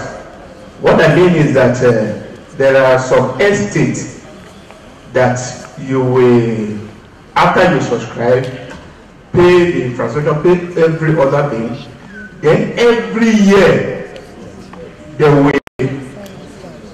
will compel you to be paying some certain amount of money every year, as if you are paying rent in that your own house that you are living. That is my question. Okay, you want a situation where you pay once and for all. Now, you want us to clearly understand your question, because that's the way the question sounds now. That when we pay, we don't need to pay again. Anyway, if I were the question answer, I would answer the good one. Come, sir. Please tell us your name. I'm Sobio Akiwale Akisola Solomon, civil servant. I want to thank God for this privilege. First, on the land, I've actually been looking for this opportunity, but thank God that God gave me today. I want to offer myself as free Sobio to join the team of our family. Praise the Lord. In fact, from recently I wanted to do that, but there was no opportunity for me. Praise the Lord. Okay. Also, I want to ask.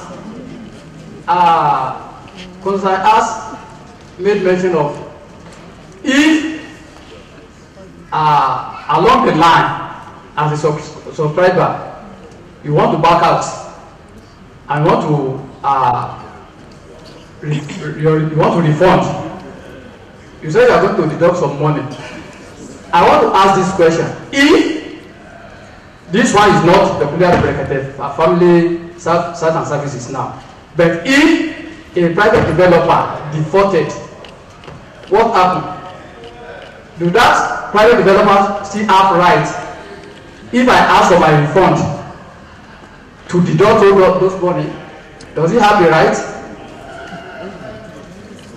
That's my question. Then, lastly, I want to join my voice with the first speaker here that please, the extension of this infrastructural levy, if not for anything, to the end of this year, I want to make an appeal that is to help us because of we civil servants. Please extend it to the end of this year. Thank you. Thank you, sir. I don't know whether they used to pay withholding tax. What was it sometimes withholding tax? Yes, I'll come. How many have we taken so far? 3. Okay, I'll take this man and the lady will answer those questions. But please, if your question is similar, please no need to bother. If your question is similar, don't ask again. Okay? Thank you, sir. Good afternoon, all. My name is Ezechukwu Olugele. I'm a subscriber and also a civil servant. Question. You know, we civil servants, it's not easy to accumulate that kind of money at the point.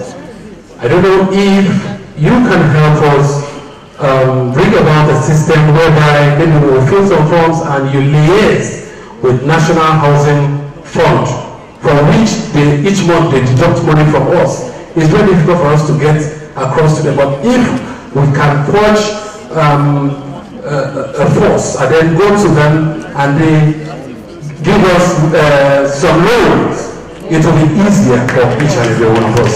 Thank you very much. Thank you, madam. Good afternoon, everybody. I'm Adiola Sherifat Ogunbele. I'm a public servant. Like my own, I loaned the money, the half of the money I paid, I loaned it from the office for 1 year.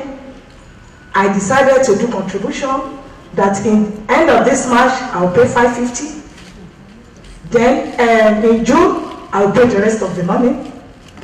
How do you want me to make it not up to next year that I can borrow another money to complete my money? That's what I want to ask from you. Okay, I will help you to pay your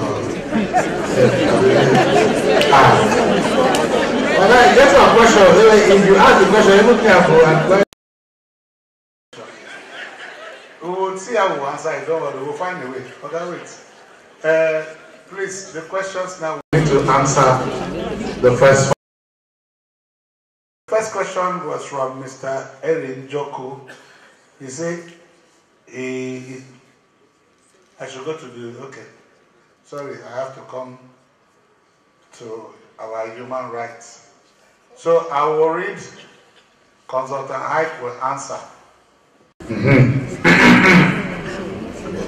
Question number 1. By Mr. Henry Njoku, he said, he did not mention infrastructure. He said, how do I handle the infrastructure levy? Because as a civil servant, my take-home pay is 18K minimum wage, not 18K total package. So that at the beginning, there was no mention of infrastructure. And all of a sudden, we are now hearing infrastructure and it's to the tune of 2 million. So he needs to know how it will work out for them to pay, and if there is a way there can be an extension. Okay, a very quick one. I don't think it's appropriate for him to say we did not mention there will be infrastructure. Other people here can bear us witness. Not only that we said that on air, we also documented it. If you check the offer letter we gave you, if you also check your reservation card, it was stated that infrastructure development is by the subscribers' contribution. I don't know if there is anybody who can bear me witness about this.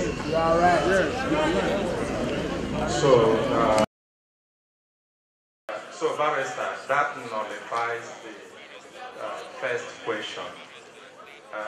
Okay, but some of them are saying that yes, it was there, but the amount was not mentioned. I have also stated it here, even before we started, that the amount was not mentioned because we were not sure. And we also said it, even people asked us questions on air that time. We said to them, our aim is not to collect money because for infrastructure. We want to calculate to be sure what we are taking. I said it here. And then, barrister, I am sure you are aware your pay. If your pay is 18,000, you wouldn't even have afforded it for the first time. If it is subject of investigation for corruption. But again, let me also say this. I know that it's a genuine concern. There are many civil servants who subscribe, whose earning cannot afford this. There are two ways to this, like what we started. Most of the times you discover that there's something you may desire, but you cannot afford it at the material time. So all you need is to continue to work hard and trust God. It is possible that when you will afford it, God will make it that you will afford even 10 times that which you could not afford that material time. The whole idea is that if we lower this standard because we are trying to accommodate everybody, we will end up building something that nobody will appreciate. The same us will return back to say, hey, how did you give us this kind of thing? This wasn't the promise you made to us. These are things that we need to be sure of. The worry is that I have also explained how in construction, if you are to put $1 million and you put 700 trying to save money, you will spend more than $1 million to recover it. Many of us that are into construction will hear me witness that it is so. Thank you, Pastor, for encouraging people to pray. For those who don't have for now, pray and work harder.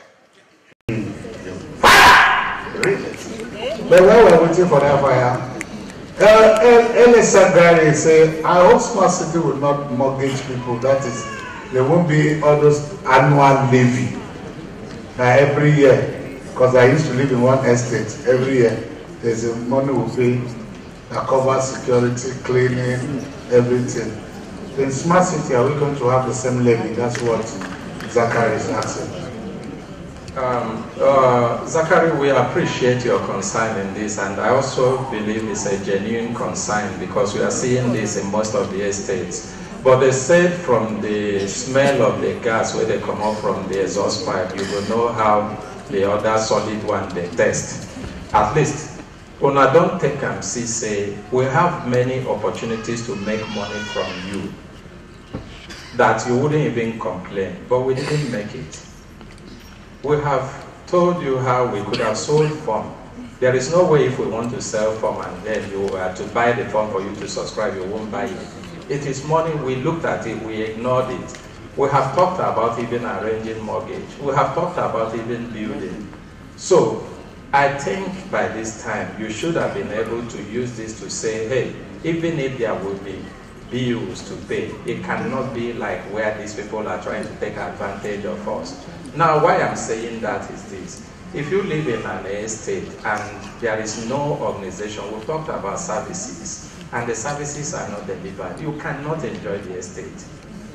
If we go down to say, hey, it's to make sure that nobody pays one kobo anytime, there will be no water supply, there will be no security, the place will not be cleaned up, then there's a problem. I don't know any estate that doesn't clean the place. But the issue is that it cannot be like you're paying rent. It cannot be designed for anybody to make profits from it as my profit. The whole idea is to be. So if you live in an environment, there must be cleaning, there must be security services. But the bills that will come on that will be such that even when you look at it, you will be able to tell yourself that of a truth, these people are not trying to make just profit from me. A typical example. In the survey, we have our survey team here. I'll use this opportunity to introduce Surveyor Jerry. Surveyor Jerry, you are there? Okay. We add some people who have volunteered to work to him. Every surveyor will tell me that there is no way you will pay a surveyor to go to Gurugu and survey a plot of land for 23,800. I don't know if it happens. Can anybody pay 23,800 to go and get surveyed in Gurugu? But that's what we are charging. If we make it 30,000, will you not pay? So, but this is also to demonstrate to you that it is not about the money that we are doing this. Thank you. So, simple answer. Bros, we go pay for some things. We go pack the tea. We go secure the estate. We go dey pay police wey go dey at the gate of the estate. So plenty things go happen.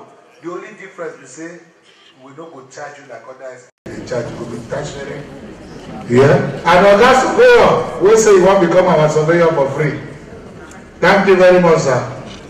We need more of you. Meet our lead surveyor here, so that we can go work together. Then your question was, after offering yourself for free, you say, since the deduction are made from, okay, that you are complaining about if you want your refund, why are we doing any deduction? You understand?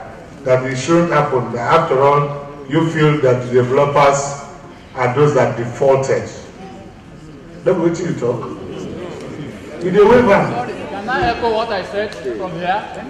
Are you hearing me? Okay, you say what if the developer defaults? Yeah. Don't be saying the developer. Okay, what if the default? Is it? Okay, don't buy airpiece ticket to travel, go work. They delay the flight and miss the event where I supposed to go, and they don't pay me advance. Who won't pay me? But don't worry, that they will answer you well. Okay, MC Miracle, thank you. I no go join you play. For this matter, good say you know they talk about us. So it go good make we answer questions where concern us, where they direct to us. As you talk and you say, what if you pay a developer? What we are here is to discuss Brekete Family Smart City. The questions I'm prepared to answer are questions relating to Brekete Family Smart City, so that subscribers who have come to do this with us will be able to get direct feedback from us. Now, with respect to the deductions, there is not even a single thing we did that we have not communicated. If you check your reservation card, nobody, when we opened this place, money was taken from nobody without. Is it true? On the reservation card, we clearly stated it that if you pay and you want your money back, well, we make deduction of 15% to cater for the administrative charges, all the bills we incurred in the course of going into that transaction. Why we stated it there so that you can check if you are not happy about it. You don't pay, and if you don't pay, that deduction won't happen. When you have read through that and entered into the contract with us, you have made us to engage our lawyers, you have made us to engage our staff, you have made us to also deal with the bank, take money from the bank as we receive your money. The charges that the bank made on us for that purpose, they are not going to refund it to us. Do you understand it? And we stated it clearly before you enter into the contract, so that if it's not comfortable for you, you don't enter into the contract. That's a very, please me not clap for the answer. The answer makes sense. Because from there they will even pay me. So it's very important that you all know.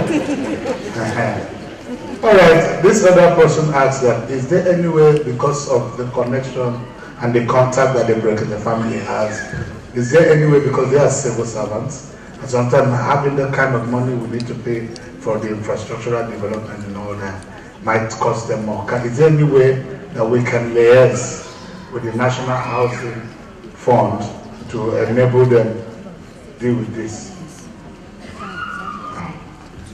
Okay, a very quick one.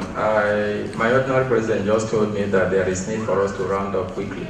On this one now, it's an avenue for us to explore.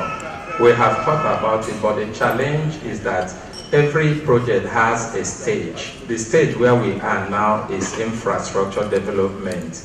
Most of the things that the housing estate, Federal Mortgage Housing Authority is interested in is the particular house, you building your own house. But we're also saying that there are opportunities for us to explore this and know what specific answer they can give us. And we promise you we can explore it, but we don't have the final answer to this. Is that clear?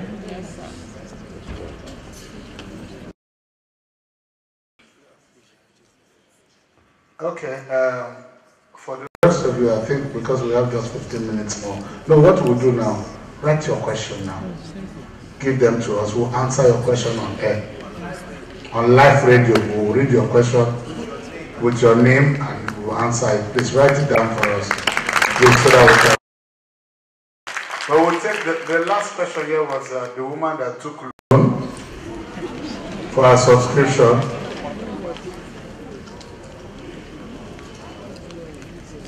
Okay. Okay, that one you don't need to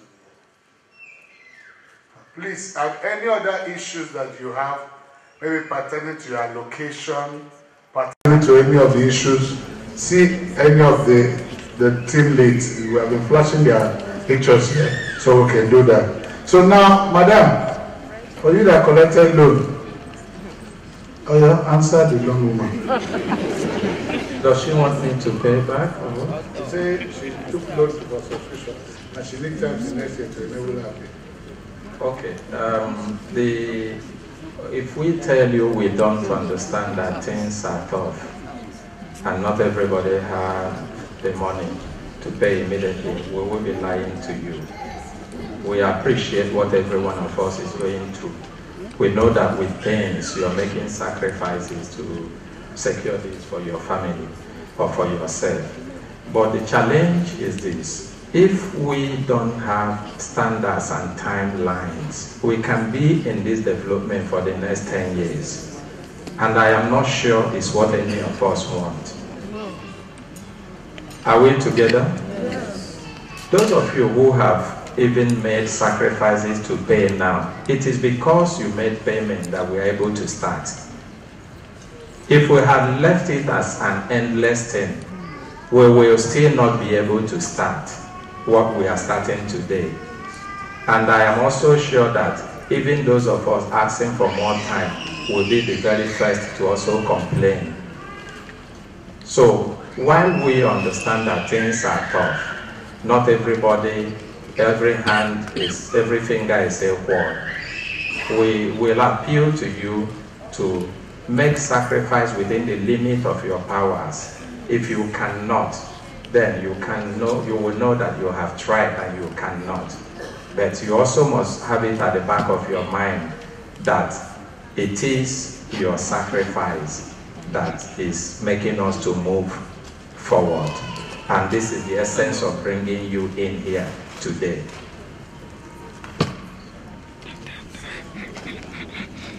Does anybody want me to?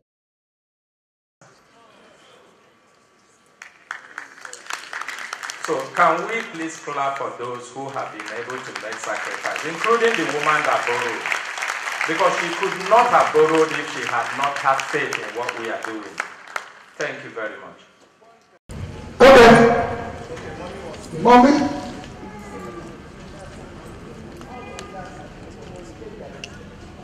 Simple. That is now a motherly adult. He said, don't say all fingers are not equal.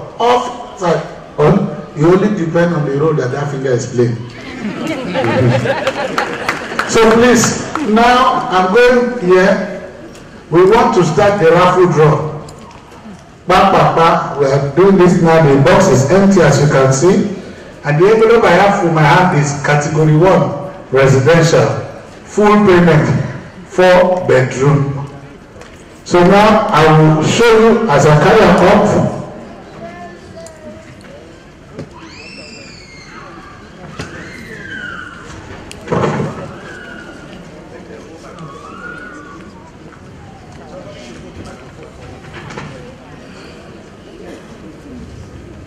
So as you can see, I'm bringing them out from the envelope, empty. And from my list, I'll tear the envelope so that you don't see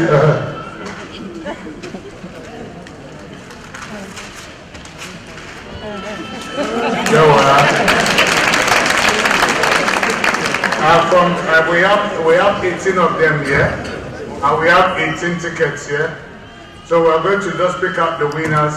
We'll start from the third position. From the third position, the person is getting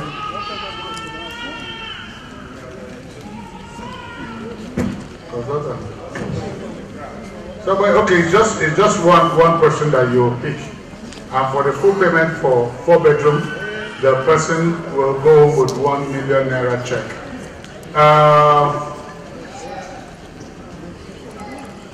Can I have the lady in yellow, please? Hello, ma'am. Wait, one person should volunteer. Okay. Volunteer. Okay. Like one lady,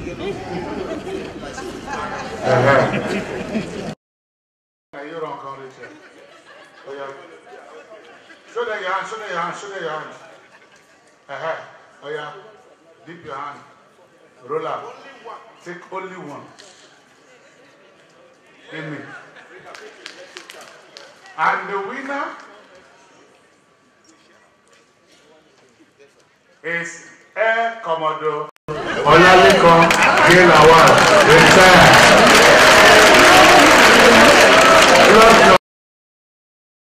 LD49.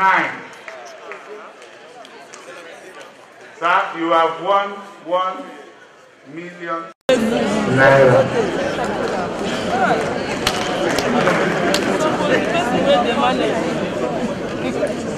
So please, Oga. So Oga, from this other paid full, you are going to pick out 7 tickets for us. From that 7 tickets, those are the names. Close your eyes. 4. You get one way hand for up. Okay. 3, 4, 5, 6. So these are the 7 streets that will be in that look. 4, 3, 5. That means you have a street named after you and your generation to come. Please take it and just move there. I have Ismaila Saliu, plot number LD 474. Hold this, Mr. Consultant, that's for Ismaila Saliu. Then we have Sadautu O Ibrahim, plot number LD 122. Please come and take it. We also have Chisonu C. Ikoko, plot LD 493. Chisonu. I have Mrs. Aguyan Shakao Fise, plot number LD 41. I have Ibrahim Mohammed, plot number LD 294. And then finally, the 7th name is Aluka Tepa. Plot number LD 233. Man, it really resembles Aluta. Alright, now we'll go to the second category, which is residential full payment 3 bedroom. Consultant, please help me for this.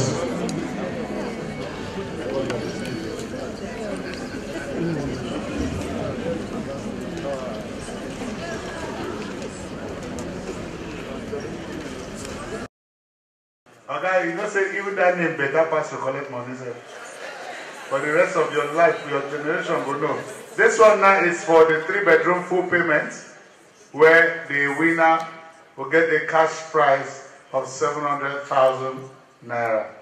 So please, another volunteer or 2 volunteers, please. Give me.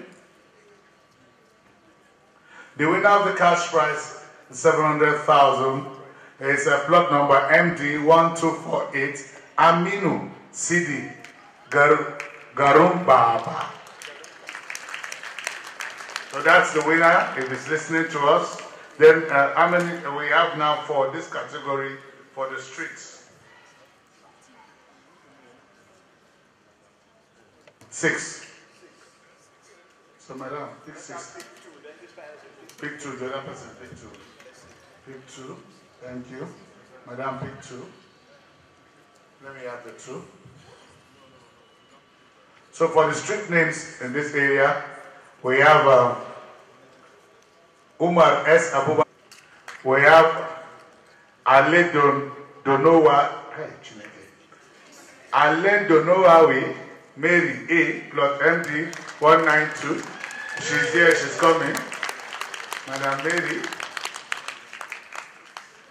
Plot number MD 1161, Aliu Felix Sunday. How many have I mentioned now? 3. It's like the one next time. So how do I which one? Madam, go that side. Plot number MD 876, Sani Ajarat Olise. Yes, street name. Then another street name. Anytime they carry motor, they come the estate, they will call your street. Plot number MD172, Okono Edit in Kiru. Now we'll go to the next category. This one now, full payment, 2-bedroom, residential. Consultant, I will pour it now. Show them your hand. Pour it.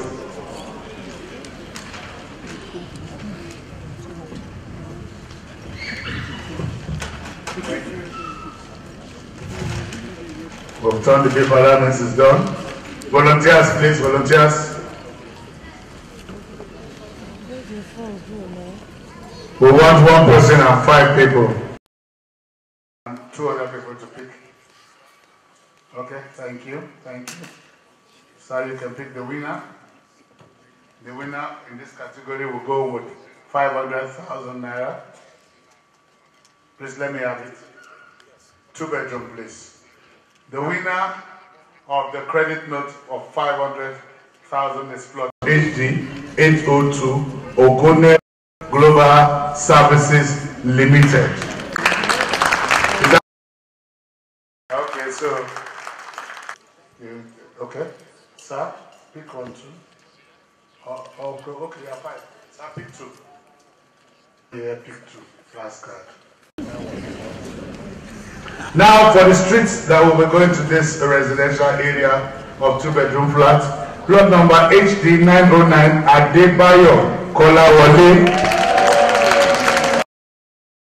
Your streets. We are not giving you the whole street, we are just naming the street after you. HD 299 Mr. Ele 229, sorry. Mr. Ele Zakari. He's here, he's here. Yes, sir.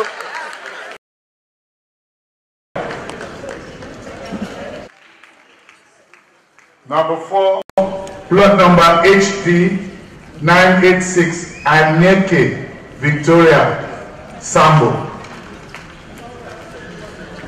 Is your name Sambo Aneke? Is your wife? Let her come and collect her paper. She's at home. Your husband. Bring your marriage certificate. No, your wife is coming to collect. Let her come. Plot number HD 100 Okoronkwo Francis. Wanda. See the way the man arrives. That is to say my name have entered the gift in the street.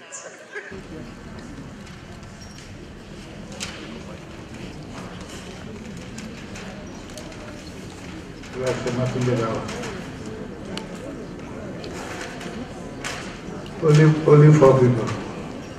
This one go easy very well.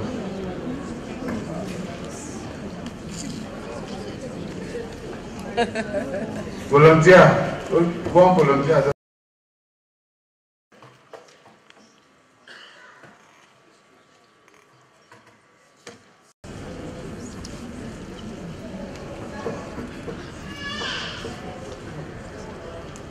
So this one is for full payment 2 million.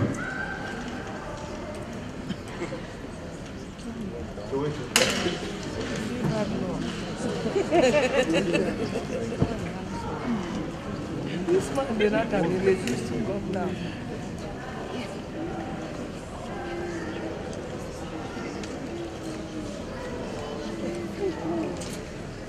winner is going home with 500,000 naira. Madam, thank you. Just wait and pick the remaining because there are 3 streets going for that too. So just pick the remaining 3. For the winner of the 500,000 for the commercial full payment of 2 million is Obaji Eloho Mary Benedict, plot number C187. Then for the streets, please can I have them? Oh, the person is here. Madam, move. Come and collect 500K. It's not the chicken change. Oh, good morning. For streets again. Please, what was that number? The same Obeji Eloho Mari Benedict, number 110 for streets. You collect money, still get streets. Only you. Madam, which kind of perfume do you use? Wait and collect your street too. In fact, if I open and I see your name again, I start going to your church. Your mom. You did one for yourself, did one for your husband, now your mom. They are joining my group. You can go, man. Plot number P67, Reverend Godly Agala. Then finally, for category is for commercial full payment above 1 million, but less 2 million.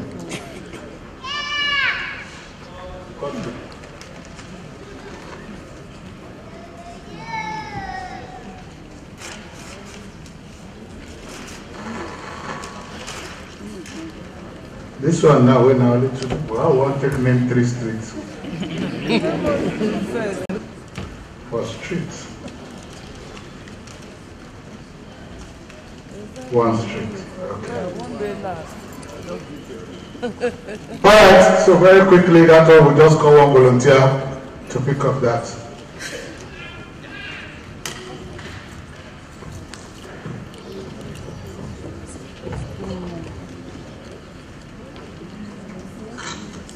Alright, without much to do, we'll just check our straight up. Come, you carry my second paper. The winner of the cash prize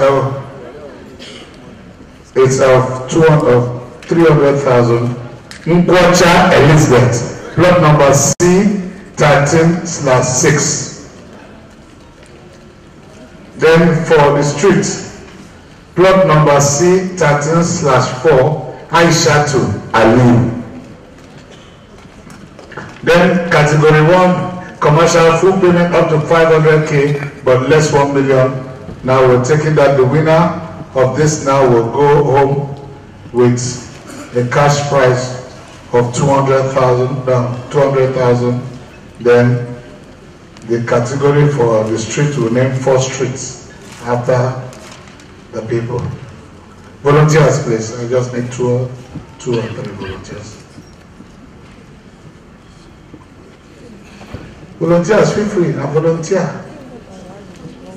Follow and tear. Madam. Shut your eyes. Leave your hand. Take 1, just 1. First for the winner of the cash prize of 200,000, and the winner of the cash prize, okay, is plot number C110/5, Ume C. Jewel. So Ume C. Jewel, you won 200,000. Then okay, you're picking 4 tickets for me for the street. Very quickly, sir.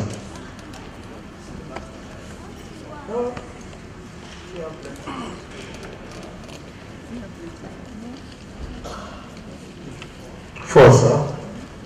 Thank you very much. And very quickly, I now mention the streets. Mrs. Isa Medinat Ozabize, plot number C113/1, First Street. Mrs. Margaret Sky, plot number C113/2. Ajia Nafisa Isa Sani, plot number C11/14. Gia. Okay. Ajia is shining. Now you don't collect streets. And then finally, for that we have Hilary Okoye IK, plot number C10723. Please just go down with me, I'll give you there. The next category without much ado, category 2 residential, half payment, 3 bedroom. Half payment, 3 bedroom. The first price is for 500,000.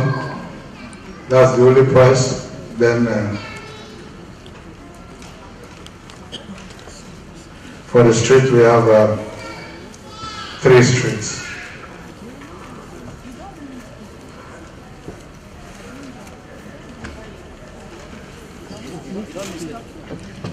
All right, please volunteers, please volunteers. Hilary, just come and pick for me, sir. Yeah, no win and go.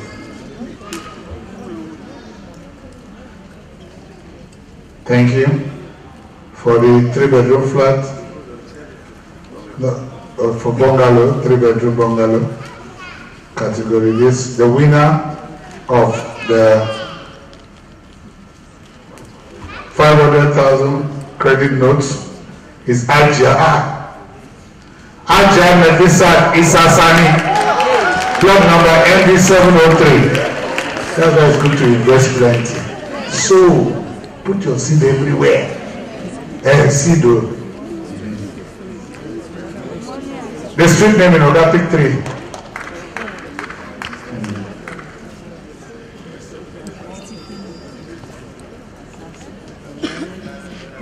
Now, mom soap she use. For the streets now, the 3 streets that will go with that category, plot number MD187 Babata Judin. That's one. Second one is, finally, my brother. Udo Joseph Udo. Plot number MD846. Finally! Palasi Udo, you know Udo. Finally, I got my brother to even get a street. How I would take another street with you? I also will call on plot number MD437 Momo Oshioke. Yeah. That's for it. So the next category now, half payment, 2-bedroom residential. Just one volunteer should be okay. Okay, we can do it ourselves. Please just help me do that, sir.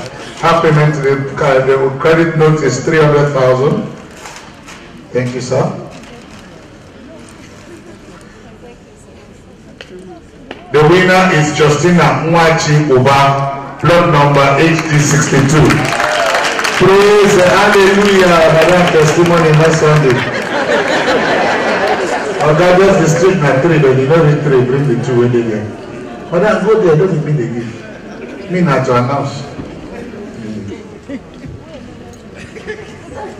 This Sunday we will hear testimony.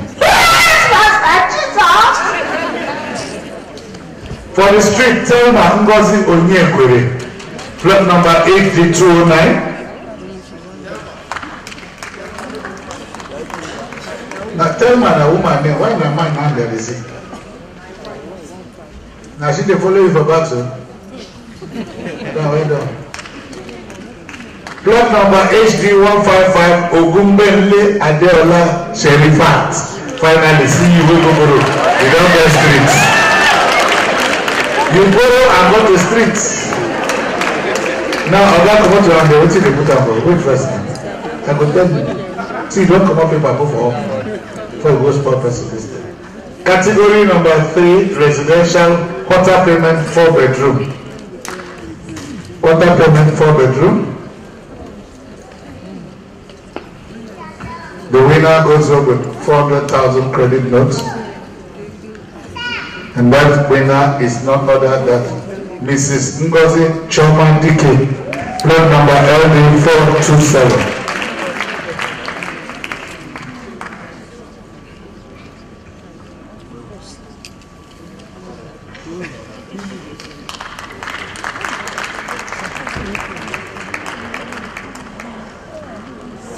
Okay, we have 3 street names, please. I'll pick 3.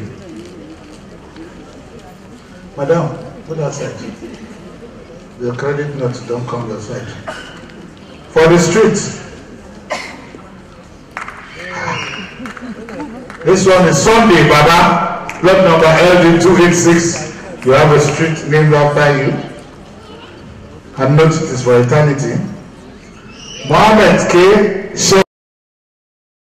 LD 214. Plot number LD 394. Bona Mwaobi. Thank you. That's done. Category 3, quarter payment, 3 bedroom. Quarter payment, 3 bedroom, category 3. The winner will go with 250,000 naira credit notes. That will help you pay another quarter. And then we have 3 streets named after them. So I'll just pick one first for the winner. Then you pick 3 for the streets. The winner of 250,000 is Sure Victoria Iveren. Plot number MD 57. No one will give you 4. I collect the street back. I collect the money back. Who about the donuts?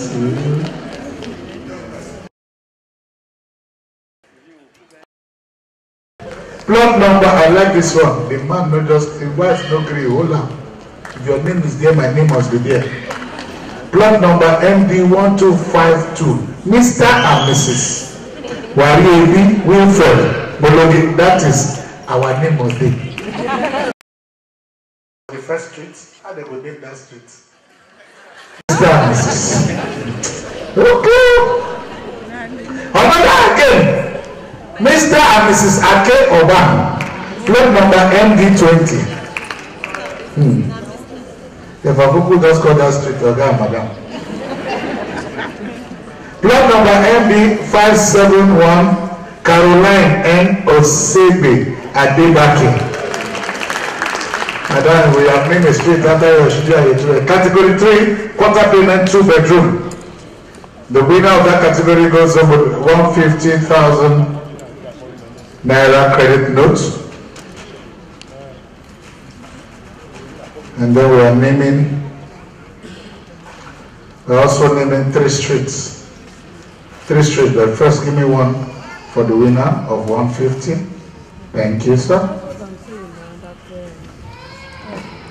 Ogusoya Adetomilola I, plot number 8735 for the winner of 150,000 credit notes.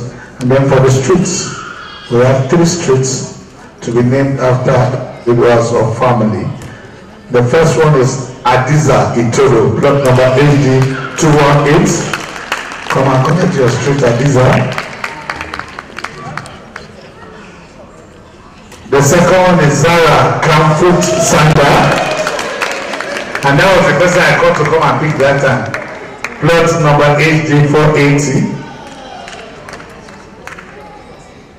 And then the third person is Onyekachi Mofunaya HD 990. So that's it. Then second to the last category here, we have category 1 commercial, half payment up to 500,000 but less 1 million.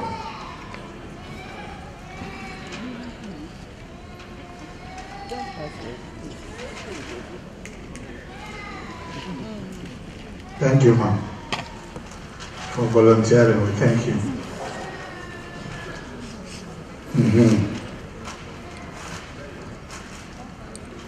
So commercial, that one was half payment, right? Half payment less 1 million. Okay, half payment up to 500 but less 1 million. 150,000, yes. So this one now.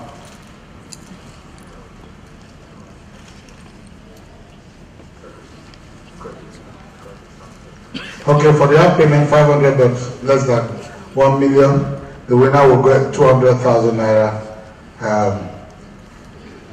credit note. Sorry, I think let me fool my head. Thank you. Wait a minute. Do we have street names on there? There's no street name. So quickly, thank you.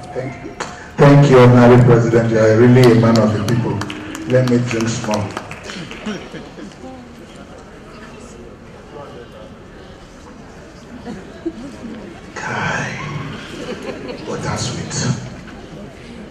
All right, so the winner is the voice. The voice don't clear. Olukorede o mo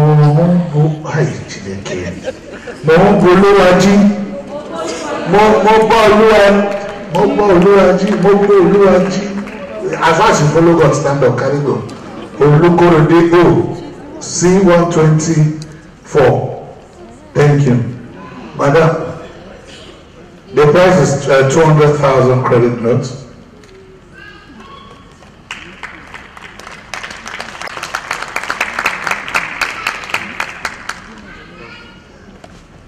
Madam, don't worry. Thank you. The last but not the least, quarter payment up to 500K but less 1 million. No street. We refuse to give street. Not on our street.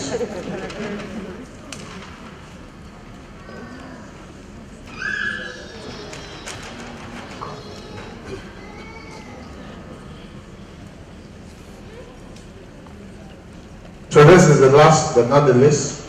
Quarter payment up to 500 but less 1 million.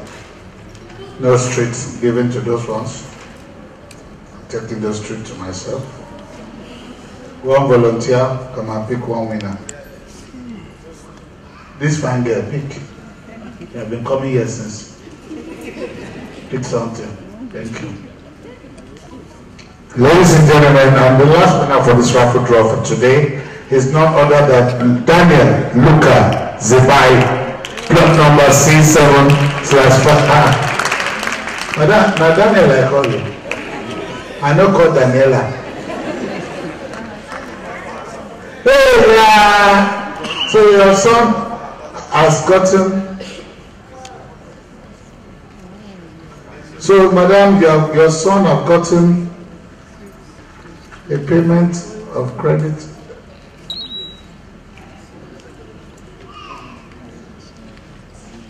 Thus, you have 200,000 naira credit notes to add up to whatever you will need to balance. Congratulations. So, ladies and gentlemen, I believe we have shown you quite openly that Brekete Family Smart City is not a scam. For those who were doubting Thomases out there who felt this is just one of those things, or this is just not so they talk, thank God you have witnessed that we have more than 10 traditional rulers here and 2 very senior ones. We have people from all walk of life here, people from different strata of the society sitting down with us here to confirm that this is a reality. And like they have promised you, the faster you pay your subscriptions and all the other payments that need to be done, the faster the job will commence. Already they have started working already, so we're almost done with everything that has to do with this. Now, to come and wrap up everything, because I don't do blow grammar since, let me just go clear my throat. Ladies and gentlemen, you call him whatever name you want to call him.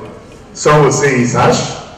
Some will say he's straight, some will say he's direct, some will say he's compassionate, some will say he's a no-nonsense person. Whatever name you want to call him, there is only one name that stands out, and that is the name of the ordinary president. His name is homeowners, and he's one man that when it has to do with humanity, he doesn't care if it will take his life. I have been privileged to have opportunity when this man has been threatened.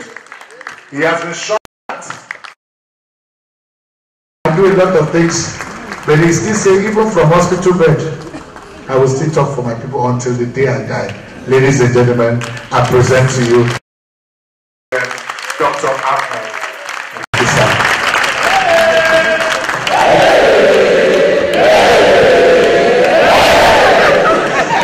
Okay, 1, 2, 3, go.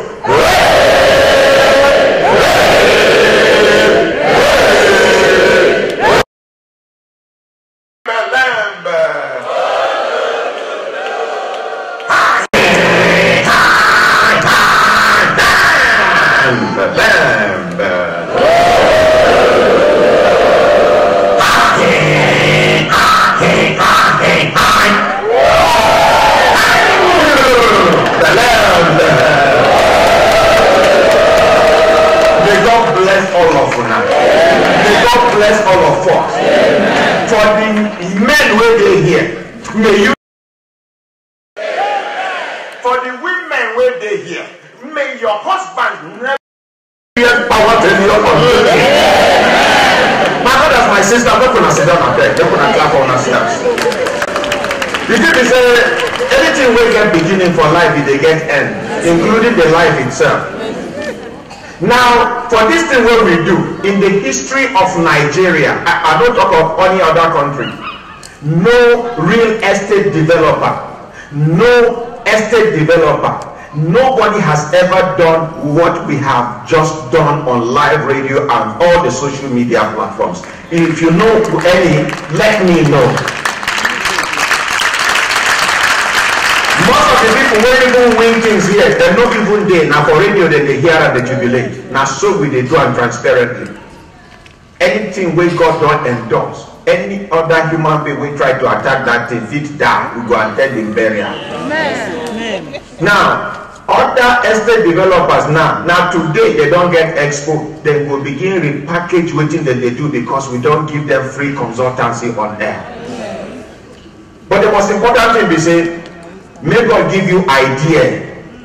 May God can give you the ability to realize your dreams. Now another gift to.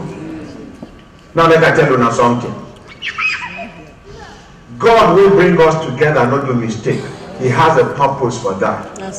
May Nigeria as a country continue to prosper. Amen. May the unity of this country continue to prosper. Amen. May we all progress in life. Amen. Long life and prosperity. Amen. For those of us where they look for children, may God provide you with the fruit of the womb. Amen. Children will go make una cry, not be cry of sorrow, but cry of joy because of the great things where they go do for our life. My brothers, my sisters, I'm not going to talk too much because me I'm a quiet person. Very quiet and shy. If I want bath, I'm naked because I be shy. I don't know who will be naked before he bath. But I want to break one protocol here. Even though I'm the ordinary president, the voice of the voiceless, it gets some things will happen where I won't just choke mouth, even though consultant I don't come whisper to me, you are the ordinary president, you should do this. I know Sabi pretend. Consultant you don't do your consultancy for smart city, you know go consult for my talk where I want talk. Anybody will know say in hand no reach to pay for infrastructure. Bring them out, people will go buy from you day. Nothing lasts forever. Another opportunity will come. Minister of FCT minister, they don't invite us. Say he won't give us land, make we do estate. We tell them no, when we finish this one. Meaning to say there is hope. Other estate developers don't write. I get more than 42 letters from estate developers. Some talk say make we come take over their estate. Some talk say make we be part of it. Some talk say make them come, make we share profit. We tell them say make them hold on, make we deliver this one where we start. Halfway journey is not in journey. Now, anybody will get 4 bedroom, we won't sell now. We not they go deduct anything out of your money. Bring them out now. Anybody will want buy, come out now. Anybody will need to buy, come out. 4 bedroom, come out. 4 bedroom. If you want to buy. 3 bedroom. If you want to buy. 2 bedroom. If you want to buy. To buy. Not be Dubai. To buy. Not be Dubai. To buy.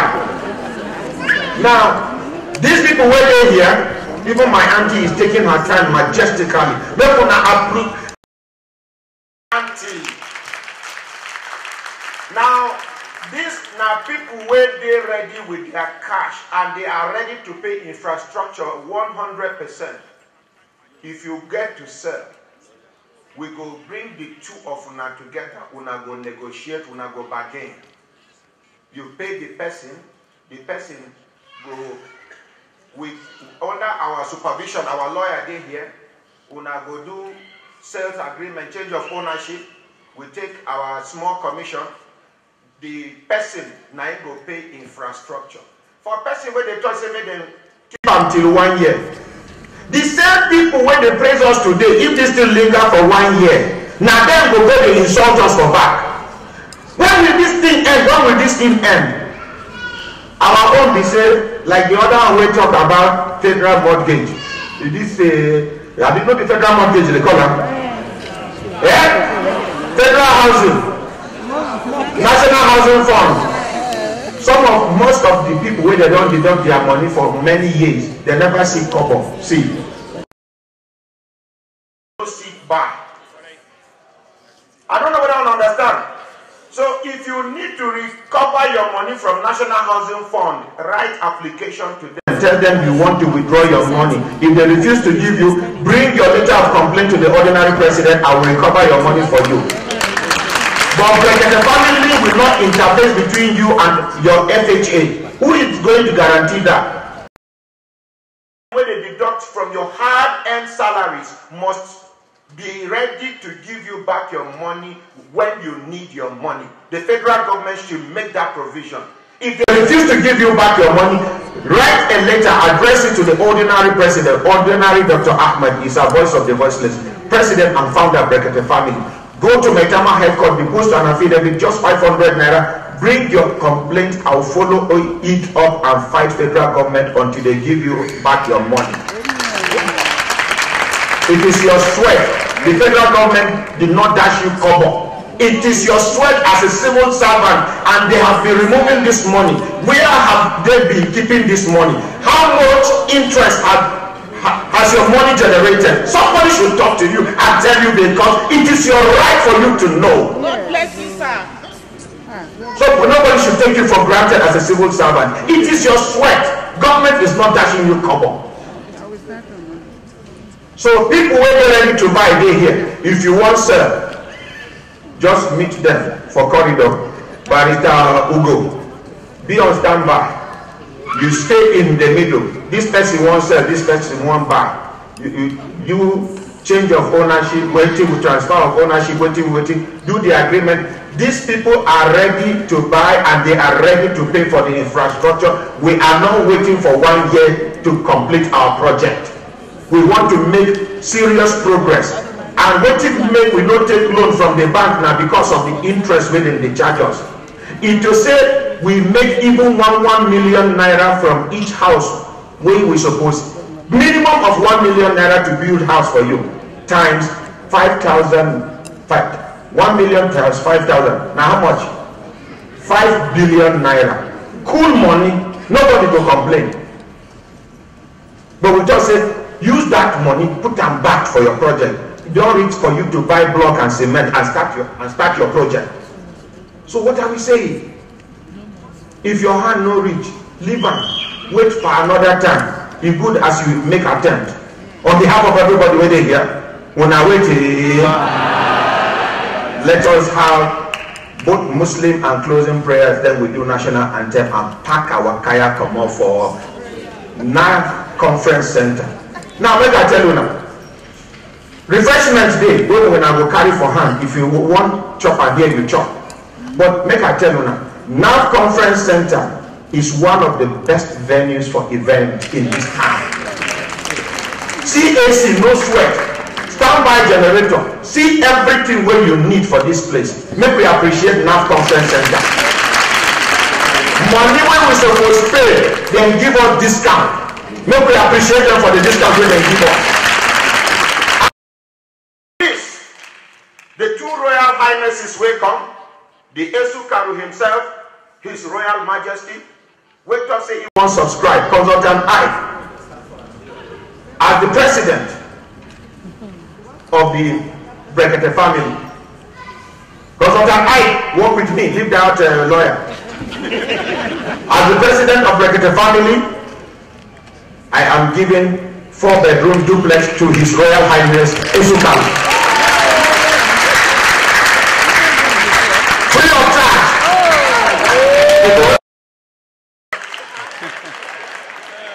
And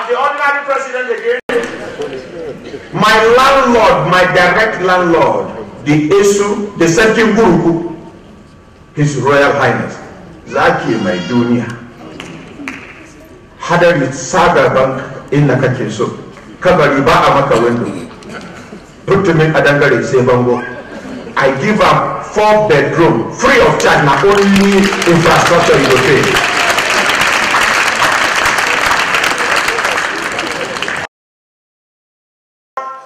If you want to sell, no waste your time. You can sell now and collect your money and move on with your life.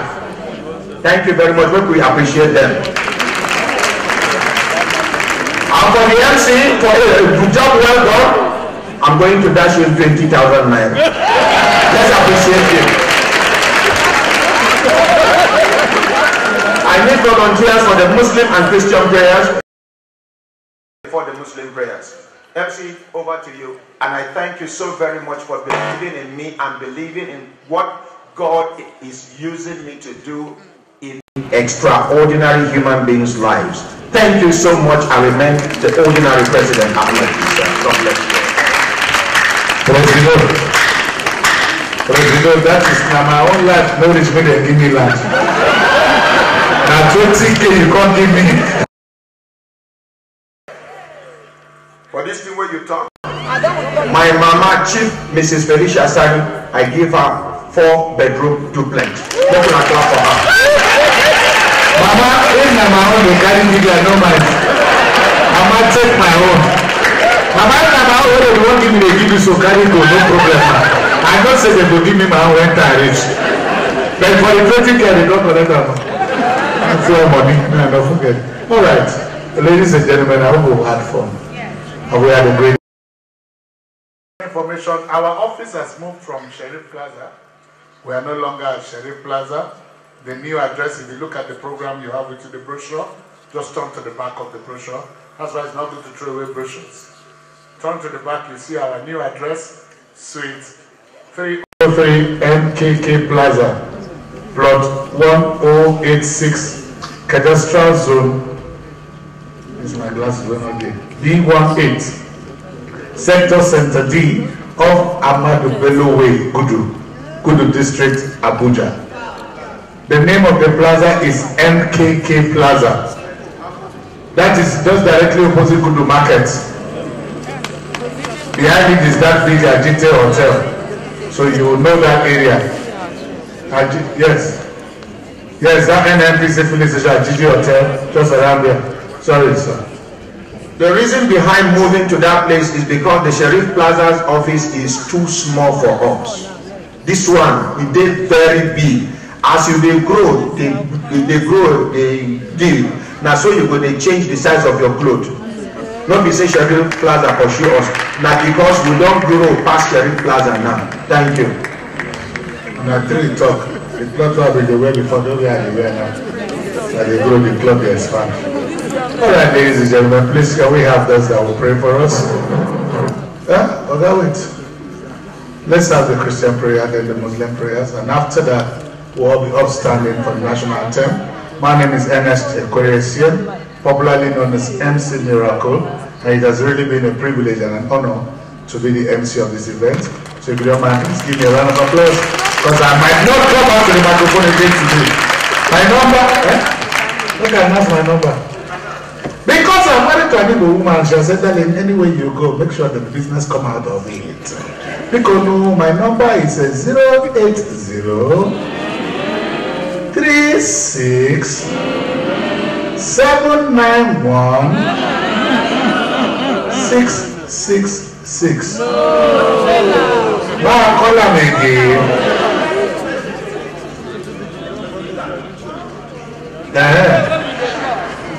08. He said he did on 22. Now don't go next time. Okay. 080 36 79 16 66. I beg, I know they find wife, I know they find girlfriend. Now only for business.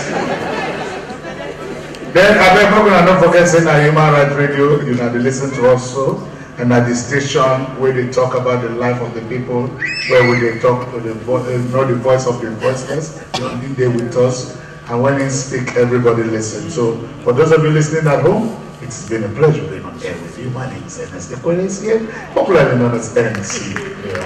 Now radio voice I use so. But I just take the prayers. Which one is it?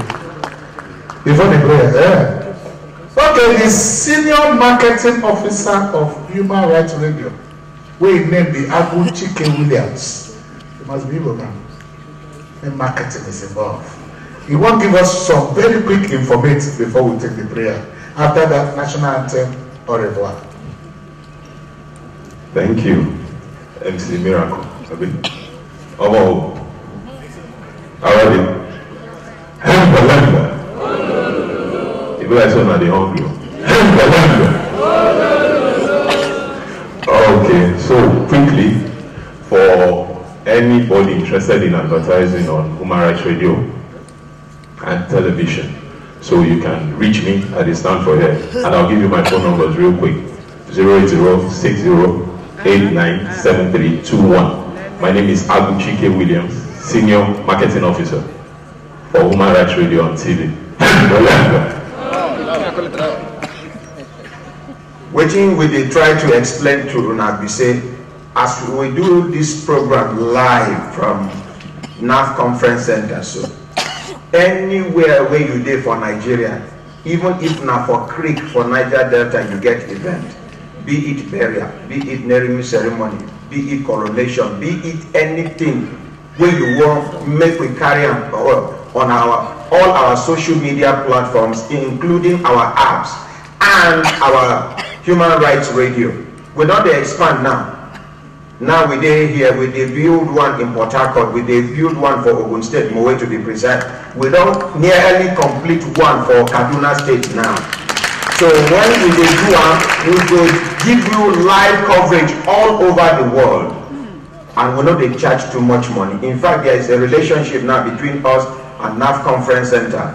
Anybody will need live coverage for NAF Conference Center, it will just inform the management, they will charge them, they will come out their commission, we do live coverage for you. God bless you all. Shall we arise and pray? In Jesus' name. In the name of Father of our Lord Jesus Christ, we want to appreciate you, Lord, for how far you have led us today. Thank you because you are the Alpha, the Omega, the beginning and the end. Thank you, Lord, for every process here. Thank you, Lord, for ordinary President Ahmed Isa for this vision. We want to pray, Lord, that you continue Jehovah to enhance him with strength and power in the name of Jesus. Amen. As many of us that has gathered here together, Father, you know our weaknesses. Father, we pray, Lord Jehovah, that you see all of us through in the name of Jesus. Amen. Mighty Lord, Father, we want to pray. The ability, Lord Jehovah, to start the work, even the infrastructure, to end it. And the provision for individual of us, Father, provide and open the gate of heaven unto us in Jesus' name. Amen. Above all, we pray for Nigeria. Father, help Nigeria in your hands, in the name of Jesus. Even as this period of transition, help us. Help the governance, that your name alone be glorified in the name of Jesus. Father, as we go before us. Glorify yourself, Lord. In Jesus' wonderful name we pray. Amen. I will thank Allah at the end of this program. We pray that Allah SWT will grant us the ability to pay all our subscription for those that have subscribed. May He grant the leadership and managers of this Smart City event the ability to deliver in good time. ربنا آتنا في الدنيا حسنة وفي الآخرة حسنة وقنا عذاب النار فسبحانك اللهم وبحمدك أشهد أن لا إله إلا أنت أستغفرك. National anthem, please. Can we have all the team members that are working with Ordinary Ahmed, so that in case you can't see the president, you have questions you need to ask. So you can, if you are one of the team members, please just rush to the front here, please. Whether you're a surveyor, lawyer, just for the estate, engineering, all consultants, go forward, sir. MC, So please look at them, look at them. Accountant, please hurry up, hurry up. You are part of this project. Let's see all of you. Beautiful people.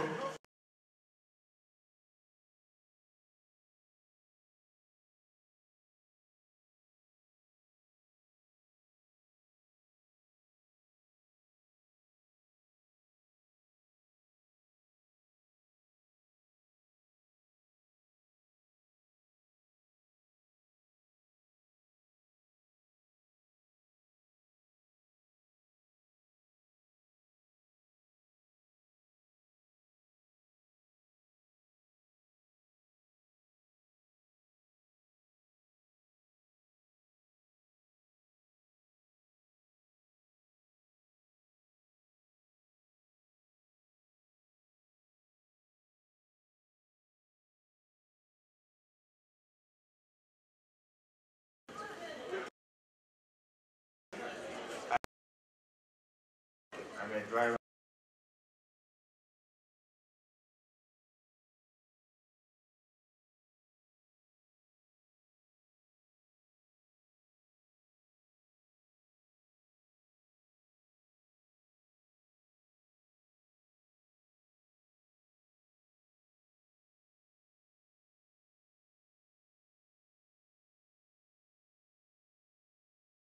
Support team.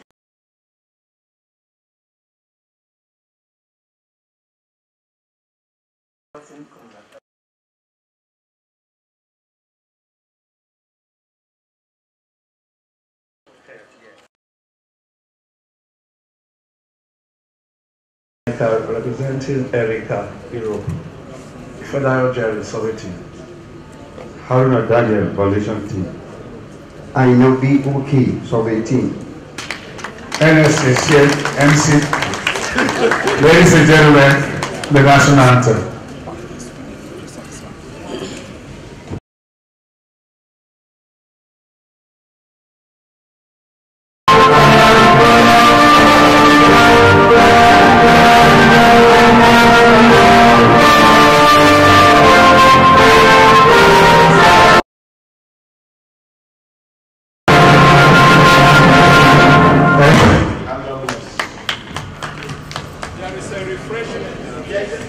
Please, there's refreshment for everybody. Just go out to get a refreshment. But please don't eat inside this hall. Eat outside or the other place. We don't eat inside this hall, please.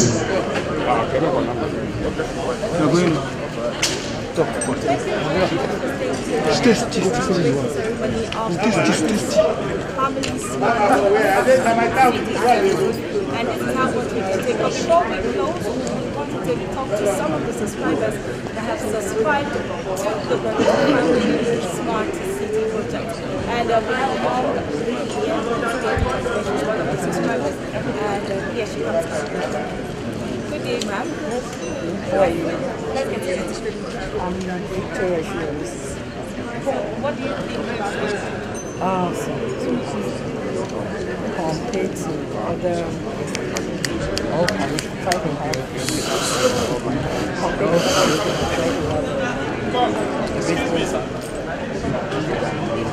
got in fact I wish so first time your office was so faithful, so transparent, it was so simple that you should give me the zeal to go into the times. Marine people get to walk. Do you intend to leave the resident or to rent a place? Sure, I want to live there. I'll take my time to do what I want to do. Live there with my family. What do you have to say to people who have not subscribed to the Brackets of Family Smart? Please, those of you that still want to buy, my friends, we're here to sell. And those of you that want to sell, we're here to buy. When you gave out your address there, so anybody come this way. By next week, you see me coming in with my friends and sisters, and we will just see one of them here with me. She really want to get paid. If we are not yet here, please just come out and it's the right place to be. Ordinary president is so transparent, as you can hear, radio and whatever thing is so transparent. So please come on. Residents with the voice better so don't want to be carried away. I've not seen so. It's only with cameras on Thank you head. very much. Thank you very much. Okay, we still want to feel the pulse of another subscriber of what he feels about the whole ceremony here, the breaking ceremony of the Brexit Smart City sites and services. And I'm not seeing my subscriber at this point, but it's been wonderful right from the time from inception when we started today. It's been very wonderful. We have attendance of more than 10 royal fathers here who are authorities in their own respective areas. And we thank you very much for staying with us. Don't forget, the site and services housing estate project, Brexit Family Smart City, is one of Dr. Ahmed Issa's contributions to nation building in the form of family economic empowerment through affordable housing. And yes, another subscriber is here, and we want to talk to him. But before then, let's talk to Consultant Ike. He is working with the ordinary president in this project as well. Good to have you here. Good to have you too. Good afternoon. Here, good afternoon to you. What do you feel about the whole opening and breaking ceremony of the Brexit Family Smart City project? I feel great. I feel God has brought us to a point where we are beginning to fulfill our promises with respect to the infrastructure development. We have actually fulfilled the first phase of the promise. The first phase of the promise is giving people land to subscribe. We have fulfilled that. We have given lands. Everybody who subscribed have their offer letters, have their TDPs where they can go see the land on the ground. Then the next phase is developing the place. And we are commencing that. We are marking the commencement of that today. I feel great. I feel delighted. I feel challenged also, because when I see people come this way, for me, it is a burden of trust. And my worry is how to make sure that I don't fail. And everything is in place to ensure that we don't fail. More subscribers, can they come subscribe for this smart project?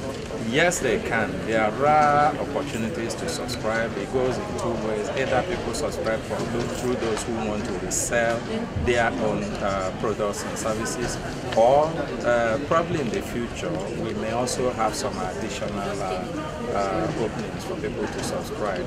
But it may not be cheaper than what they are selling now. So I will advise also anybody who wants to subscribe and have the means now to go ahead and do that. Thank you very much, Consultant. Thank you very much. I appreciate it. And thank you for coming.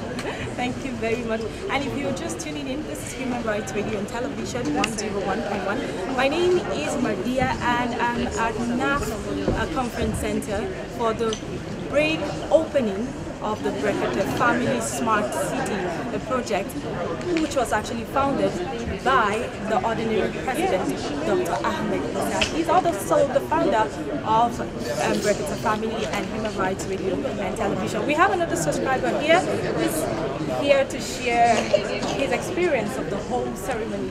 Good day, sir. Let's get to meet you, sir. You're one of the subscribers. So what do you feel about the whole ceremony and the project itself? I feel great because this is becoming real. I've been disappointed with the private developer twice. Well, because of ordinary president, I feel comfortable with this. And from all events that took place today, I believe it is very real. And I am queuing him into it totally, that this thing will come to reality. What do you have to say to people who have not subscribed to this? Oh, I believe and I want to advise, if there is still any other chance, it is real. Because all the available feature and benefits that is embedded into it is more better than all other private developers that have come across. So many things that took place and they are proposing for this estate development has never come in place before. Thank you very much. Thank you very much. God bless you. And yes, a lot of activities went down today in the NAF Conference Center. And we saw names of streets being given to subscribers, as well as cash prizes by some of the subscribers who have paid in full and yet to pay in full. If you're just joining us, this is Human Rights Radio and Television 101.1. My name is Mardia Umar. Thank you for staying with us, and we'll switch We'll go back to the studio. We'll have to hand over to the studio team at this point for the rest of the day. Thank you very much for staying with us. My name is Martia Umar.